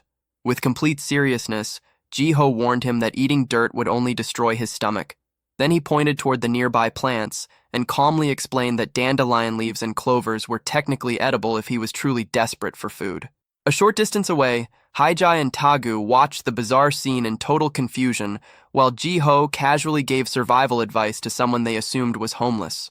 Do-young frantically waved both hands, trying to clear up the misunderstanding, and insist that he was not actually homeless. The three students simply stared at him in silence, clearly unconvinced. Then suddenly, Do-young's nose twitched after catching a strong scent nearby. His eyes immediately locked onto the chicken skewer in Jiho's hand. Pointing at it with a trembling finger, he desperately asked if he could have it. Jiho glanced down at the skewer, realizing he still had not taken a single bite. Looking at the starving man's expression, he suddenly remembered his own past when he wandered alone without food. Thinking about how Haijai once helped him during those days, Jiho decided to help someone else in return. Without hesitation, he offered the skewer to Do-young. The man wasted no time. He opened his mouth wide and swallowed the entire skewer in one aggressive bite. Jiho, Tagu, and Haijai could only stare in complete shock. A loud, satisfied burp escaped from Do-young as he casually pulled the empty wooden stick from his mouth. He collapsed backward onto the ground, while the calories immediately restored some of his energy. Do-young repeatedly thanked them while passionately praising the perfect balance of seasoning and chicken. Meanwhile, Jiho stared sadly at the empty stick, devastated that he never even got one bite himself. Trying to comfort him, Haijai promised she would buy him another one later. Do-young suddenly sat upright with a smirk and reached into a black duffel bag. He explained that he intended to properly repay them for the favor. The moment he unzipped the bag, stacks of cash became visible inside. The students froze in disbelief. Do-young casually grabbed a thick bundle of bills and offered it to them as thanks. Tagu and Haijai immediately realized this man was definitely not the homeless stranger they first assumed him to be. Meanwhile, Jiho and Tagu stared at the money awkwardly, unsure whether accepting such a huge reward for one chicken skewer was reasonable. Before anyone could decide, a blur suddenly rushed past them. Two thieves riding a motorcycle sped through the street and instantly snatched the bag of money from Do Yong's hands. The motorcycle tore through the crowd while nearby pedestrians shouted for someone to stop the thieves. Hei-Jai quickly grabbed her phone to call the police, but by the time she looked up again, both Ji-ho and Do Yong had already disappeared. The two were sprinting after the motorcycle at full speed while Tagu struggled to keep up behind them. Looking back, the thieves laughed mockingly and questioned whether idiots on foot seriously thought they could catch a motorcycle. Ji-ho suddenly told Tagu to stay behind and insisted he would handle the chase himself. Tagu immediately understood the situation. Ji-ho needed privacy if he was going to use his real powers without exposing himself in public. Realizing this, Tagu instantly grabbed onto Do Yong's shirt and pretended to stumble from exhaustion in order to slow him down. Unfortunately, the sudden pull ripped the back of Do Yong's pants directly across the seat. Do Yong immediately lost his temper and snapped angrily at Tagu. Meanwhile, Tagu awkwardly laughed and apologized while pretending it was an accident. Far ahead, Ji-ho sprinted through the streets with complete focus on recovering the stolen money. Inside his chest, the resurrection heart glowed with intense red energy. The pulsing power fueled his body with monstrous speed. Every step exploded against the pavement as his feet barely touched the ground. Ji-ho turned into a blur racing through the city, leaving after-images behind him while rapidly closing the distance. One of the thieves glanced backward through his helmet visor. His eyes widened in pure disbelief after realizing that a high school student running on foot was somehow catching up to their speeding motorcycle. The motorcycle driver looked over his shoulder and started sweating as Ji-ho rapidly closed the distance behind them. Ji-ho's silhouette darkened while his glowing red eyes stayed locked onto the bike. He reached forward like a predator chasing prey. The thieves panicked and screamed at each other to go faster. The motorcycle sharply turned a corner, its tires screeching across the asphalt. Ji-ho matched the movement perfectly, his shoes scraping against the road as he continued the chase without slowing down. The thieves could not understand how someone running on foot was keeping up with a motorcycle. The driver gritted his teeth in fear after realizing their top speed was not enough to escape him. Even after several turns, the distance between them never increased. At that moment, they realized Ji-ho was not human. They were being chased by a variant. Ahead of them, they spotted a construction site. One of the thieves grabbed a metal pole and smashed the support of nearby scaffolding. He yelled at Ji-ho to get lost as a huge pile of cinder blocks collapsed above the street. Ji-ho looked up just as the concrete blocks rained down toward him. He gritted his teeth right before impact. The blocks crashed onto him with a thunderous explosion, burying him under rubble and dust. The thieves laughed and waved goodbye while speeding away. One of them even raised a middle finger. Only a pile of broken concrete remained where Ji-ho stood. Then a painful groan came from beneath the rubble. Ji-ho slowly pushed the blocks away and forced himself back up. He clutched his head dizzy from the impact, but his mind stayed focused on catching the thieves. Nearby pedestrians stopped in horror while watching an injured student crawl out of the wreckage. A crowd quickly gathered, whispering nervously and wondering if he needed a hospital. The scene shifted to the outskirts of the city as the sun painted the sky orange. The thieves pulled into an abandoned warehouse area, leaving dust behind their motorcycle. After checking behind them, they finally relaxed and celebrated escaping their pursuer. Laughing loudly, they bragged about the money they stole while heading toward their hideout. Then suddenly, the driver froze. A familiar figure stepped directly into their path. It was Kang Do-yong, and he looked furious. Without hesitation, Do-yong threw a massive punch into the motorcycle. The impact stopped the bike instantly and flipped it across the concrete. Both thieves were launched violently onto the ground while their helmets rolled away. Do-yong slowly walked toward them. He calmly asked why they were running so desperately. Then he lowered his sunglasses. Cracks spread across his face as gray stone covered his skin. He warned them that running was useless because he could sense their movements through the ground. The thieves immediately realized they had encountered another monster. Kang Do-yong stood before them with half his face transformed into jagged stone. Stretching out his hand, he coldly stated that the money was not theirs. Then he demanded they hand it over. One of the thieves remained kneeling silently, with his face lowered toward the ground. The tattooed thief pointed at Do-yong and questioned whether a heart variant made his body as hard as iron plates. More thieves suddenly arrived on motorcycles, their headlights lighting up the dark warehouse. The sound of engines echoed through the building as they surrounded Do-yong from every side. The tattooed man stood proudly in the center and declared that this warehouse belonged to them. He stepped closer and stated that they planned to sell Do-young off as well. Do-young slowly looked up with a faint smirk and casually asked if that was really true. He lowered himself into a crouch and pressed one hand against the floor, calmly noting that they were lacking numbers. Inside his chest, a stone-like heart pulsed with a deep red glow. Do-young slammed his palm against the ground. A violent shockwave spread across the concrete floor. One of the thieves shouted for everyone to run him over before he could fully use his powers. A motorcycle immediately accelerated toward him while weaving through piles of dirt. Suddenly, the ground began cracking apart beneath the bikes. The concrete violently shifted and rose upward. The thieves looked down in panic as massive chunks of stone burst from the asphalt. Do-young remained crouched while calmly declaring that he would bury their entire hideout. Huge pillars of rock exploded from the floor, smashing through the building supports. The scene shifted to a corporate office. A man in a black suit bowed respectfully while handing a folder across a desk. He informed the woman sitting there that he had gathered the tracking data she requested.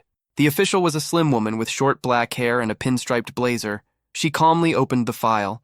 Inside was information connected to a target named Kang Dong-wook, who was linked to a construction company.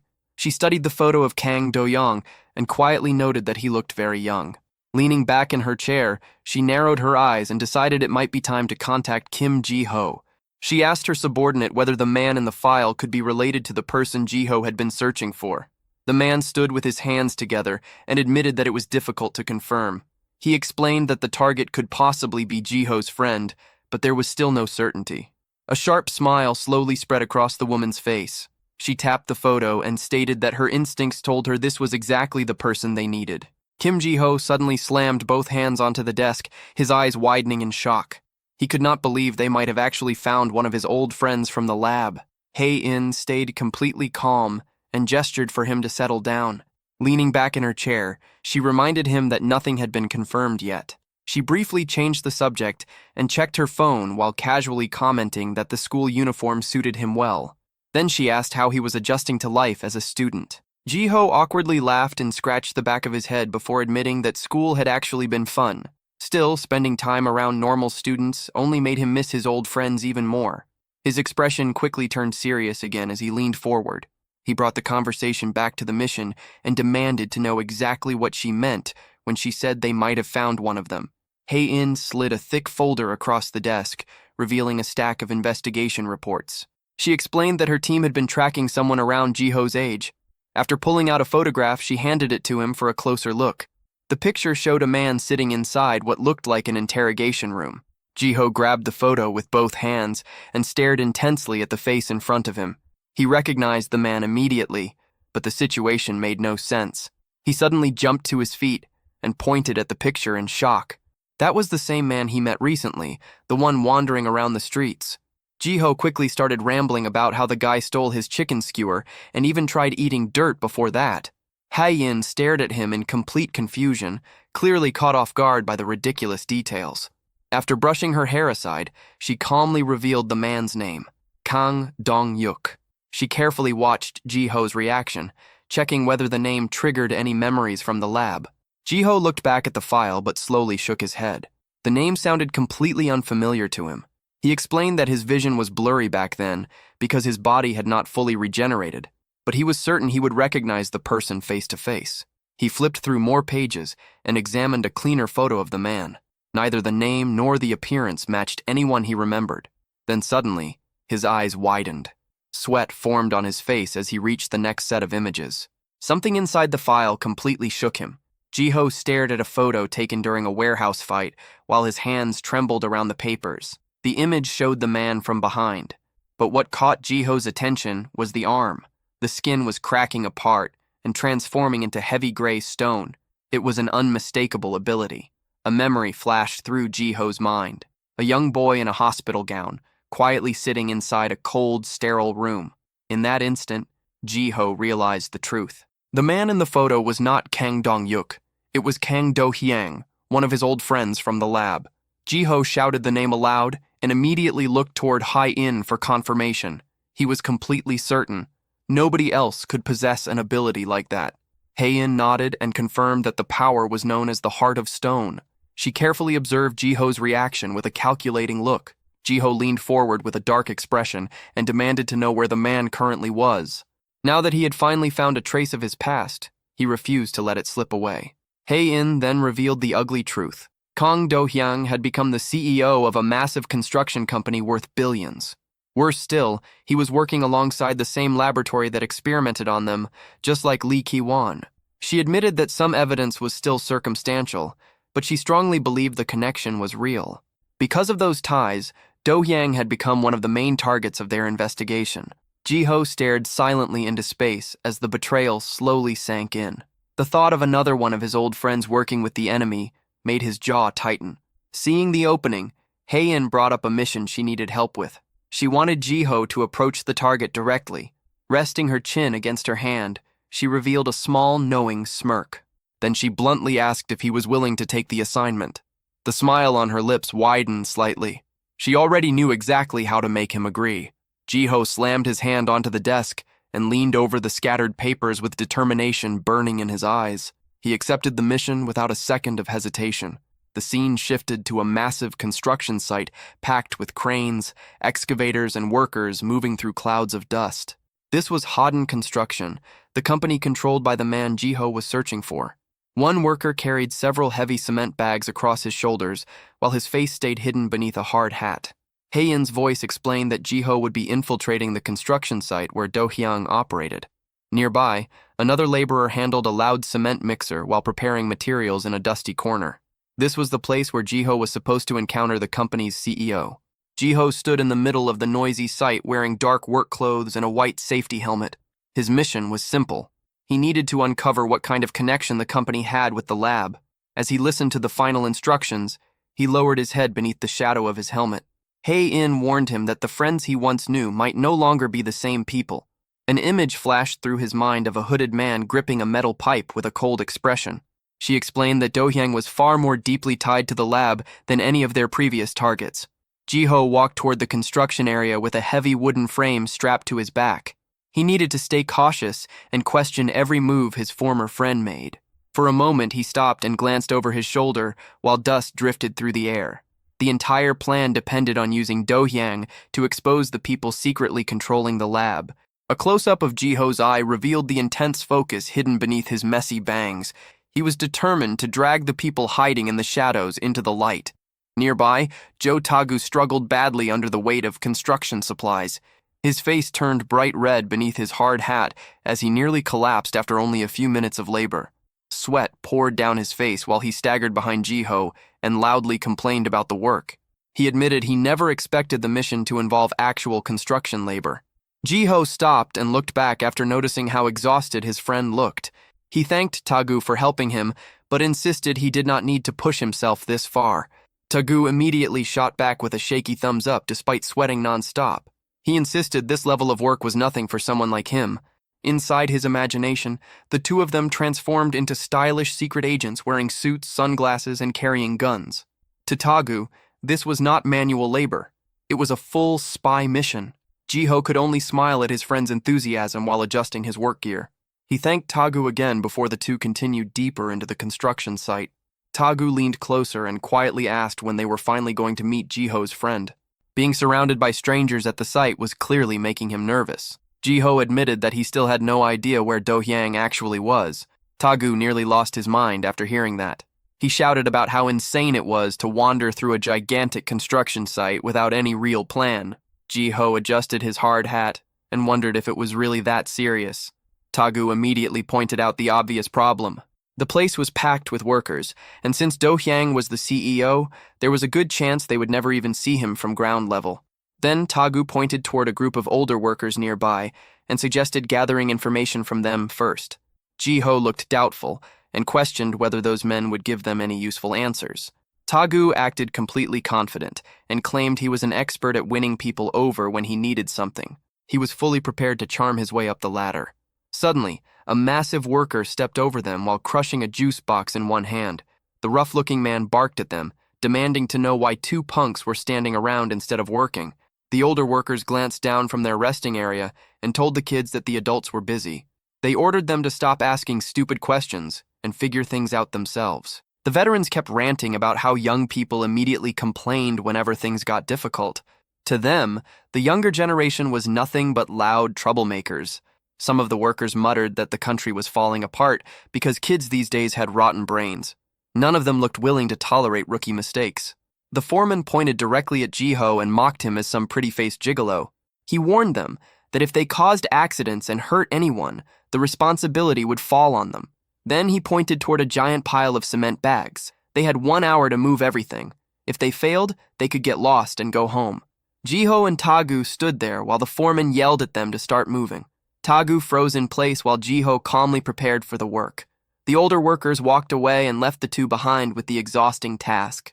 Jiho realized they would never get a chance to ask about the CEO unless they finished first. Tagu stared at the mountain of cement in complete despair. Moving all that weight within an hour seemed impossible for normal people. Jiho looked at the pile while remembering how they had already been yelled at earlier for carrying too much too quickly. He knew he had to handle this carefully without attracting suspicion. Without saying anything, Jiho stacked 8 giant cement bags onto his shoulders. The total weight reached 160 kilograms. Balancing the load effortlessly, he told Tagu they simply needed to carry more while walking slower. Tagu's jaw dropped instantly. He screamed at Jiho and pointed out that no normal person could lift 8 bags at once. He looked terrified that Jiho was about to expose himself or destroy his spine. Jiho ignored the panic and calmly decided to handle the work his own way. Then he started walking. The weight looked meaningless to him. The older workers turned around after hearing the noise behind them. Their eyes widened in disbelief. Jiho suddenly took off across the site while carrying the massive load. The foreman immediately shouted at him for running again. Jiho yelled back that he was not running. He was only speed walking. His legs became a blur while he moved through the construction yard. Tagu struggled desperately to keep up while gasping for air behind him. The difference in physical ability completely shocked everyone watching. Workers across the site froze and stared at the trail Jiho left behind. None of them could understand how a teenager possessed that kind of monstrous strength. Before long, the entire pile of cement had been moved. Jiho and Tagu stood beside the finished stack while the others remained speechless. Tagu wiped sweat from his forehead and proudly announced that they finished within the hour. Then he asked what the next task was. One veteran worker stood frozen with a trembling hand, still struggling to process what he had witnessed.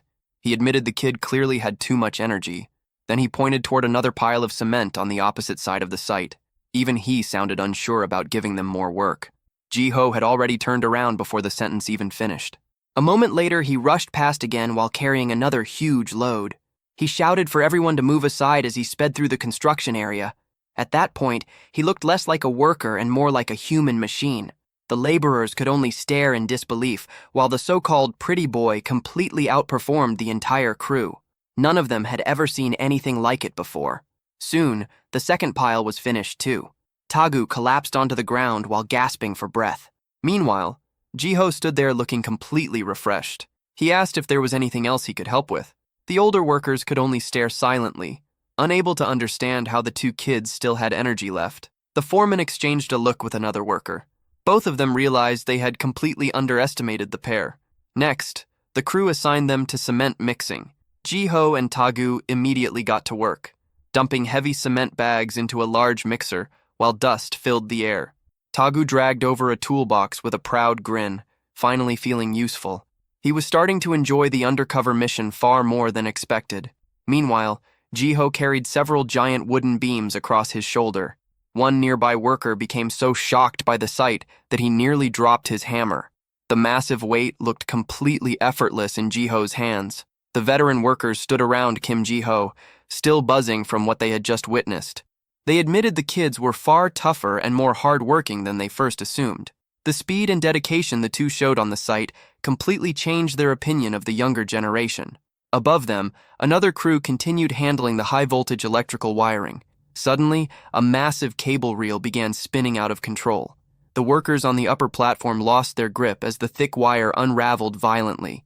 A live cable snapped loose and whipped downward through the air, crackling with blue electricity. Shouts erupted across the construction site as everyone realized the danger. The electrified wire came crashing straight toward Mr. Song. The worker froze in terror, staring helplessly at the deadly cable descending on him. Jiho moved instantly. Without even thinking, he leaped forward and grabbed the live wire with both hands. Blue electricity exploded through his body in a blinding flash, illuminating the entire dusty construction yard. The violent current surged through him with enough force to expose the outline of his skeleton beneath his skin for a brief moment. The deafening crackle of electricity echoed everywhere. Nearby workers screamed in horror, while another laborer rushed toward the control panel. He slammed the emergency switch down, instantly cutting the power supply. The current disappeared. Smoke rose from Jiho's scorched clothes as he collapsed onto the dirt. Tagu and the workers immediately rushed over, panic written all over their faces as they shouted his name. More laborers came sprinting from every direction, desperate to check whether the boy was still alive after taking such a massive electric shock. Then, to everyone's shock, Jiho suddenly sat up laughing. He wiped soot from his chin and flashed an awkward grin, insisting it had only been a close call and that he hadn't really been electrocuted. Inside his head, however, he felt relieved. The voltage had been dangerous, but not enough to seriously damage his body. More importantly, his regeneration had managed to stay hidden from the others. The veteran workers burst into relieved laughter. They praised him endlessly, amazed not only by his insane strength, but also by the reflexes that allowed him to save Mr. Song without hesitation. Some joked that the skinny pretty boy could probably wrestle a cow bare-handed. Jiho sat cross-legged on the dirt, scratching the back of his head while awkwardly laughing along with them. Even for someone with his abilities, he realized just how dangerous a construction site truly was. Jiho is just relieved that he managed to get through the incident without drawing any serious suspicion toward himself. He watches the gruff foreman nearby, noticing how tense the man still seems beneath his rough exterior. Jiho realizes that these veteran workers are actually decent people who genuinely look out for one another. Tagu leans toward him and whispers that now that the older workers have accepted them, this is the perfect chance to start gathering information. He's eager to move on to the next step of their undercover mission. Jiho quietly warns him to be careful. If they ask questions too directly, it could alert anyone connected to the lab. He suggests they approach things indirectly instead. Tagu steps forward with a bright smile and casually asks if there's a place on the site where people around their age usually gather. The foreman's expression immediately darkens with annoyance. He gestures toward himself and the rest of the crew, saying they are the people around Tagu's age, meaning men in their 40s. The older workers burst into laughter, assuming Tagu is joking around. To them, he looks like someone in his 30s, so the idea of him asking about young people sounds ridiculous. Tagu starts shouting that he's only 17, but Jiho instantly covers his mouth before things escalate. He laughs along with the veterans to keep the mood light. One of the workers eventually mentions that Harem Construction is the company that employs most of the younger workers around the site. Despite that, he sounds unimpressed by them. Ignoring Tagu's muffled complaints, Jiho quickly asks where they can find the Harem crew. The worker warns them that Harem operates on a completely different level. The pay is huge, but the work is brutal and the people there are rough and dangerous. A red-tinted image flashes through Jiho's mind as the worker describes the intimidating figures associated with the company. Tagu and Jiho listen carefully while Jiho asks for the exact location. The worker suddenly points toward another section of the construction yard and mutters that they're arriving right now. A sleek white van rolls into the site, its clean exterior standing out sharply among the muddy trucks and heavy equipment. The side door opens.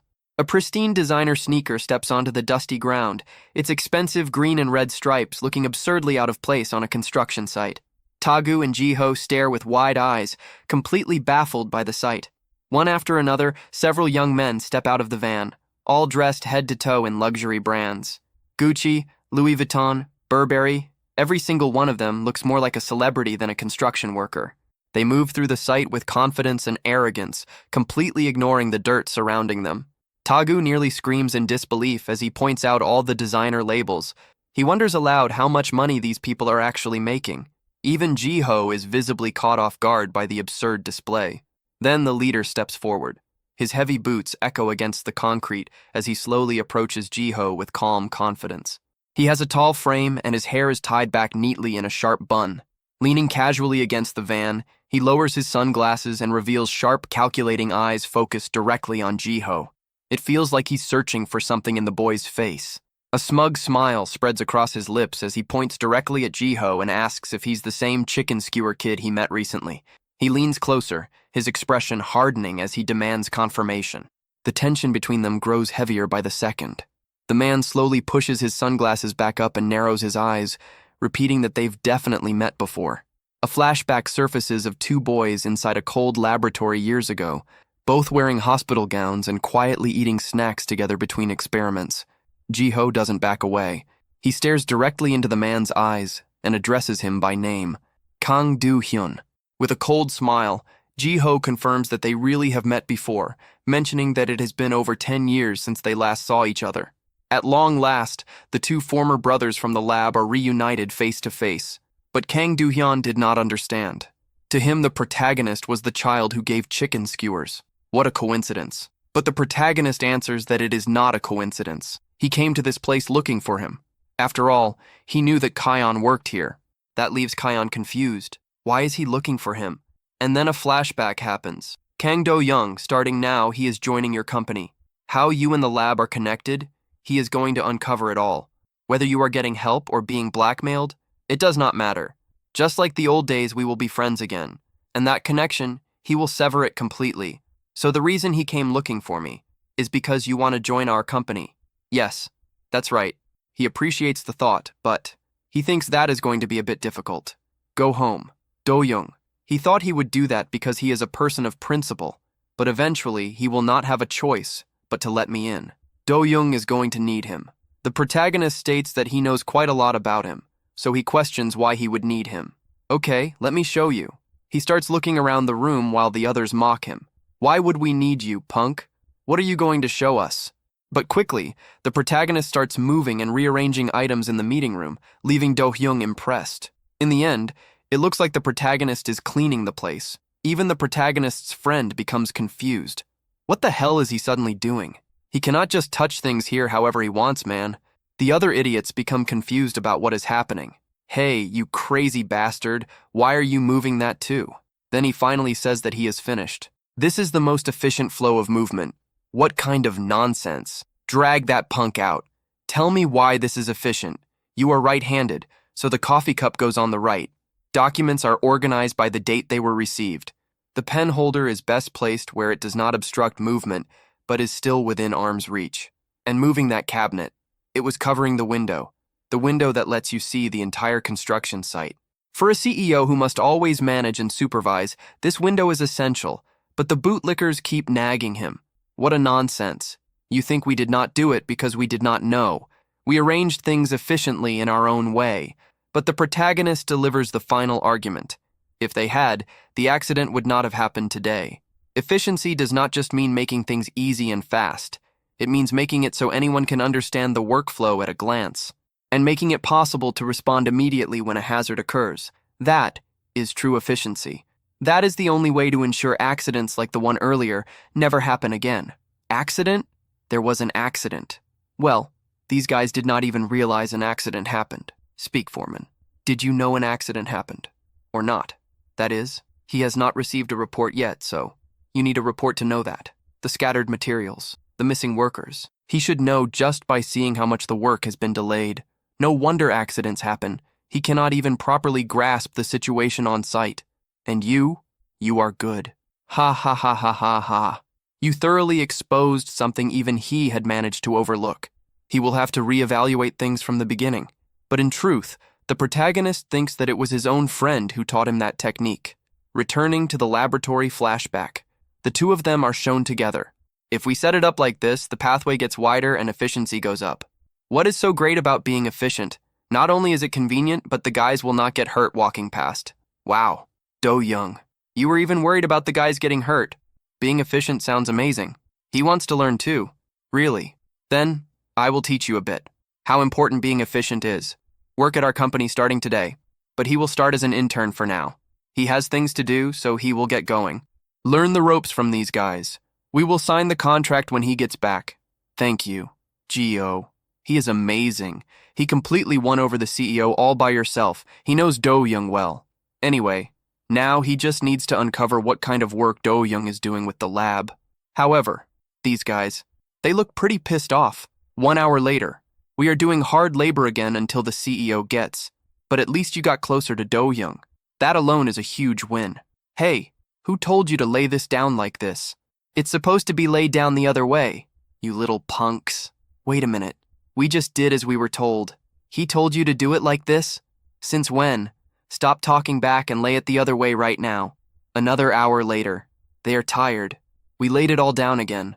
But once again, the same guy arrived shouting, "Hey, what are you doing laying the drainage pipe already? We have not even leveled the slope yet. Who told you to lay the pipe first?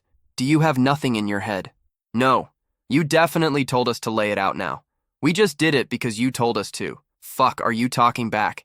If you have a problem with it, then get lost. Stop talking back and quickly pull it all out. He will give you 1 hour." But in the end, he realizes it. That bastard just let out a laugh. Those bastards are bullying us on purpose. These fuckers, how dare they think we are pushovers and bully us? Gio, he needs to go to the restroom. Taigu, are you mad? No, it is just because he needs to take a dump. Just wait, Gio. Your bro is gonna sort this out. Those guys went in here. Then he starts hearing noise and laughter. You should have seen their faces. Efficiency. What a load of bullshit. Some puny-ass punk acting all high and mighty. We already have enough people to play.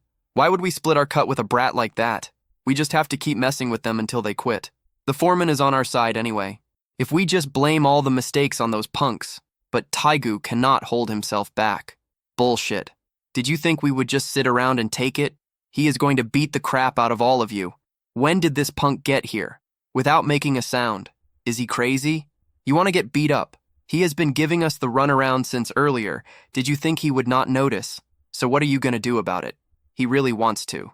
But he cannot just beat him up. He is the one who started this. Go ahead and try to hit me. You think he is the only one with fists? Hey, stop it. What is he doing with a kid? And you, punk.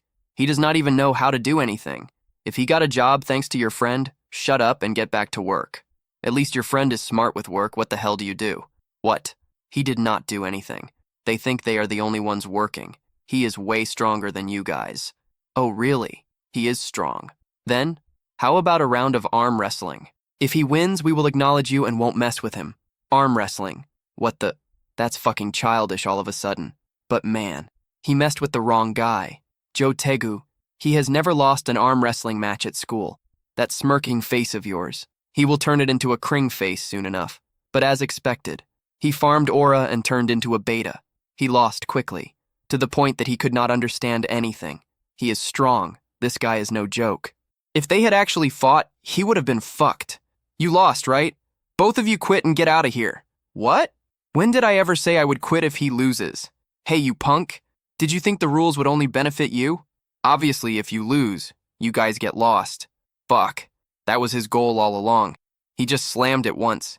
His hand hurts so much. My capillaries burst. It is already turning purple. But it would be such a shame to end it like this, do not you think? Let us arm wrestle a bit more. I am sorry. He will go back. But he doesn't think HSF friend will agree to it. Don't you think his friend should also try arm wrestling to understand the situation? Ah, that little pretty boy. You persuade him yourself. It's no use. He'll never be able to overcome that guy's stubbornness. If Gio shows up, those guys will all fall with one punch. He's incredibly stubborn. You guys, please, break his stubbornness for me. Why should he? It doesn't matter if you don't leave on your own, because they'll end up leaving as soon as your hands are crushed. Clench your fists tightly. He continues to slam Tegu's hand against the table, repeatedly, to the point where he cries for his mother and father. But before he can suffer another blow, one hand stops. No one understands what happened, only that the kid showed up, and they are surprised by his strength. His friend feels relieved. Gio. The rules of arm wrestling are a bit different here. Do it with me.